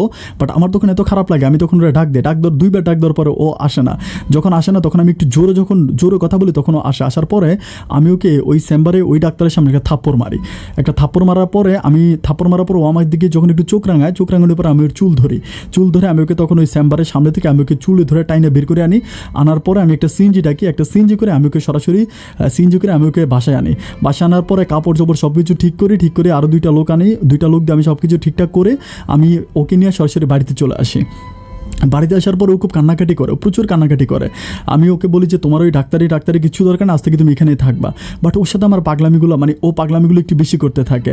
তখন আমি বাড়িতে আনার পর ওকে আবার 2বার মারি। অ্যান্ড মারার পরে ওর আব্বা আম্মাকে কল দেয়, ওর আব্বা আম্মা আসার পরে ওর আব্বা আম্মা বলতেছে যে কয়টা দিনের জন্য আমাদের বাড়িতে যাক, আমাদের বাড়িতে কয়টা দিন থাকলে সব ঠিক হয়ে যাবে। এগুলো বলার পরে ওর আব্বা আম্মা করে কি ওকে নিয়ে ওদের বাড়িতে চলে যায়। ওদের বাড়িতে চলে যাওয়ার পরে ও আর আমাদের বাড়িতে আসে না। আমি তখন প্রচুর পরিমাণ বলি আমাদের বাড়িতে চলে আসো, বাট ও আর আমাদের বাড়িতে আসে না, ও আসেই না। একটা পর্যায়ে হলো কি যে যখন ও আসে না তখন আমি বুঝতে পারতেছিলাম না যে ও কেন আসে না, ওর কারণটা কি, ও না আসার কারণটা কি। তখনও আমাকে বলে যে তোমার ছোটো ভাই আমার উপরে যা করছে এগুলো মানার মতো না। আমি তখন তারে বলি যে ফোনের মাধ্যমে বলেছে, আমি বলি যে আমার ছোটো ভাই তোমার সাথে কী করছে? পরে বলে আমি কোনো কিছু বলতে চাই না, তুমি যেরকম নোংরা, তোমার ছোটো ভাইও নোংরা, তোমার পরিবারও নোংরা। এরকম করে ঝগড়াঝাটি হওয়ার পরে একটা পর্যায়ে ও কী করে, ও আমাকে স্ট্রেট বলে দিয়েছে ও আর আমার সংসার করবে না। আমার সংসার করবে না, ও আর আমার সংসারে থাকবে না। এটা বলে ও প্রচুর পরিমাণ কান্নাকাটি করে, আমার সংসারে থাকবে না, ও অন্য কাউকে বিয়ে করবে। আমাকে বলে যে আমি তোমাকে খুব দ্রুত হচ্ছে দিয়ে দেবো, আমি তোমাকে খুব দ্রুত হচ্ছে ডিভোর্স দিয়ে দিব, অ্যান্ড আমি তোমার সাথে সংসার করব না। আমি তখন বুঝতে পারতেছিলাম না যে আমি কী করব, আমি না পারতেছি তারা রাখতে, না পারতেছি ছাড়তে। আমি খুবই দ্বিধাদ্বন্দ্বের ভিতরে পড়ে যাই। তো একটা সময় হলো কি যে আমার ছোটো ভাই যখন এখানে বসে আছে, আমি একদিন আমার ছোটো ভাইরে বলতেছিলাম যে ওর মোবাইল ওর কাছে মোবাইল আছে, আমার মোবাইলটাতে একটু প্রবলেম দেখা দিছিল, ক্যালকুলেটারটা খুব ভালো কাজ করতেছে না, হিসাব করতে পারতেছি না, দোকানের হিসাব। তো আমার ছোটো ভাইরে বলি যে তোর মোবাইলটা একটু দে, আমি ক্যালকুলেটারে হিসাব করবো, হিসাব করার জন্য।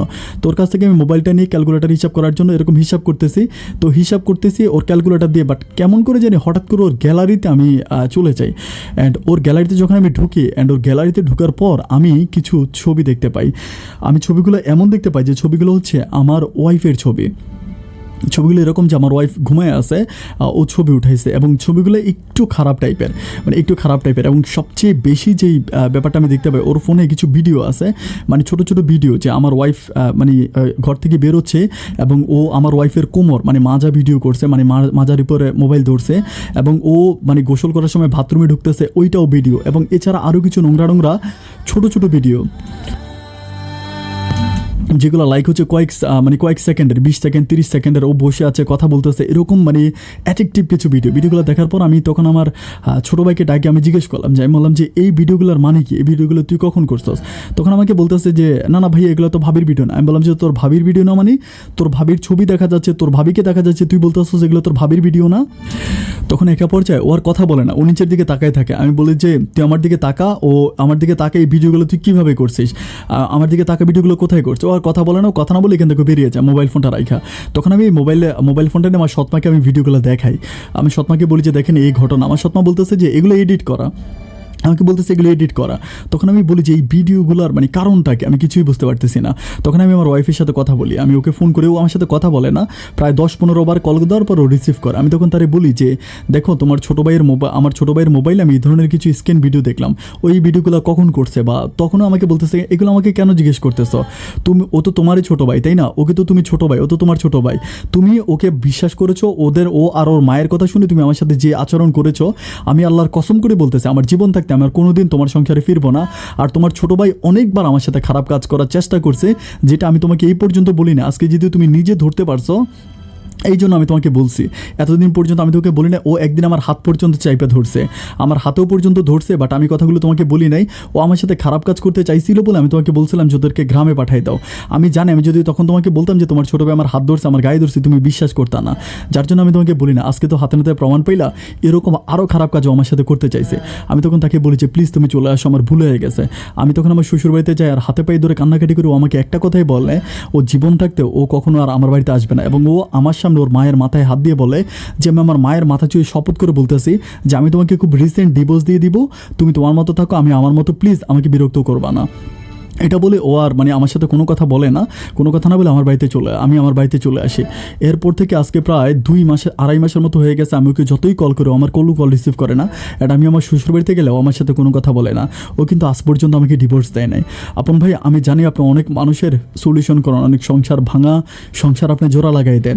আপন ভাই আমার জীবনের গল্পটা আপনাকে বললাম, যদি পারেন আমার গল্পটা প্রচার করবেন, আর প্লিজ বিশেষ করে আমাকে বলবেন যে ভাই আমি এখন কী করতে পারি, আমার এখন কী করা উচিত, প্লিজ ভাই আপনি আমাকে কথাটা একটু বলবেন। আপনি অনেক ভালো থাকবেন, আপনার জন্য আমার শুভকামনা ভাই। আসসালামু আলাইকুম।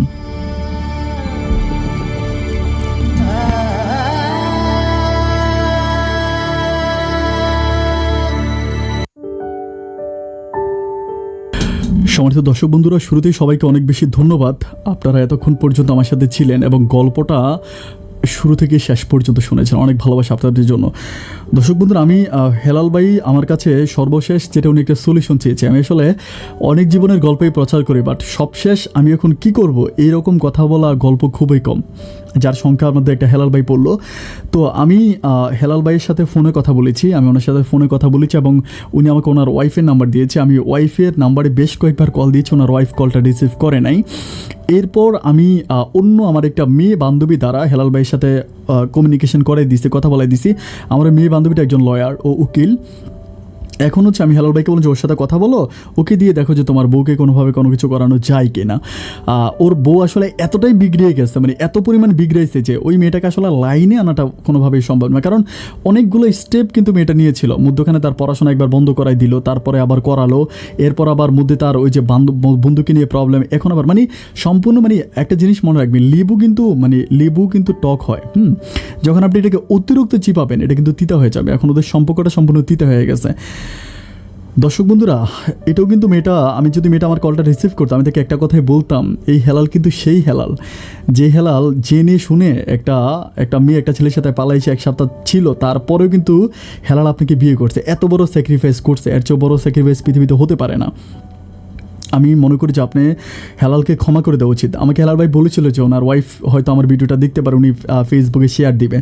যদি রিপা আপনি শুনে থাকেন, আমি আপনাকে একটা কথা তখনও বলেছি, আমি হেলাল ভাইকেও কথাটা বলেছি, এখন আপনাকে বলেছি, আপনি একটাবার খালি ভেবে দেখেন যে আপনার জীবনটা কিন্তু তখনই আপনার জীবন প্রদীপটা নিভে যেত, যখন আপনি নিজামের সাথে পালিয়ে আসছিলেন, আপনার জীবনটা কিন্তু তখনই শেষ হয়ে যেত। বাট এইখান থেকে হেলাল ভাই আপনাকে সম্পূর্ণ মৃত্যুর কোল থেকে আপনাকে উঠে আনছে, এটা কিন্তু আপনি একটাবার জন্য চিন্তা করেন। আমি মনে করি অন্তত সেই দৃষ্টিকোণ থেকেও হেলাল ভাইকে ক্ষমা করে দিয়ে আপনি হেলাল ভাইয়ের কাছে ফিরে আসা উচিত আমার কাছে মনে হয়। যদি আসেন তো আপনি ভালো একজন মানুষের সঙ্গ পাবেন, ভালো থাকবেন। আর যদি না আসেন, আমি বলতে পারি যে আপনি আসলে মনে হয় না যে হেলাল ভাইয়ের মতো পার্সন কোনো পাবেন। মানুষটা হয়তো পড়াশোনা কম করেছে, অশিক্ষিত হতে পারে, কিন্তু যথেষ্ট মনুষ্যত্ব আছে হেলাল ভাইয়ের ভিতরে, যেটার জ্বলন্ত প্রমাণ এই গল্পের মাঝে আমরা খুঁজে পেয়েছি। দর্শক বন্ধুরা, সবাই অনেক ভালো থাকবেন, সুস্থ থাকবেন, এই শুভকামনায় আজকের মতো আমি আপন এখানেই বিদায় নিচ্ছি। অন্য কোনো দিন অন্য কারো জীবনের গল্প নিয়ে, জীবনের গল্প এই অনুষ্ঠানে আপন আবারও হাজির হয়ে যাবে। সে পর্যন্ত সবাই ভালো থাকবেন, সুস্থ থাকবেন, এই শুভকামনায় আজকের মতো এখানেই বিদায়। আসসালামু আলাইকুম।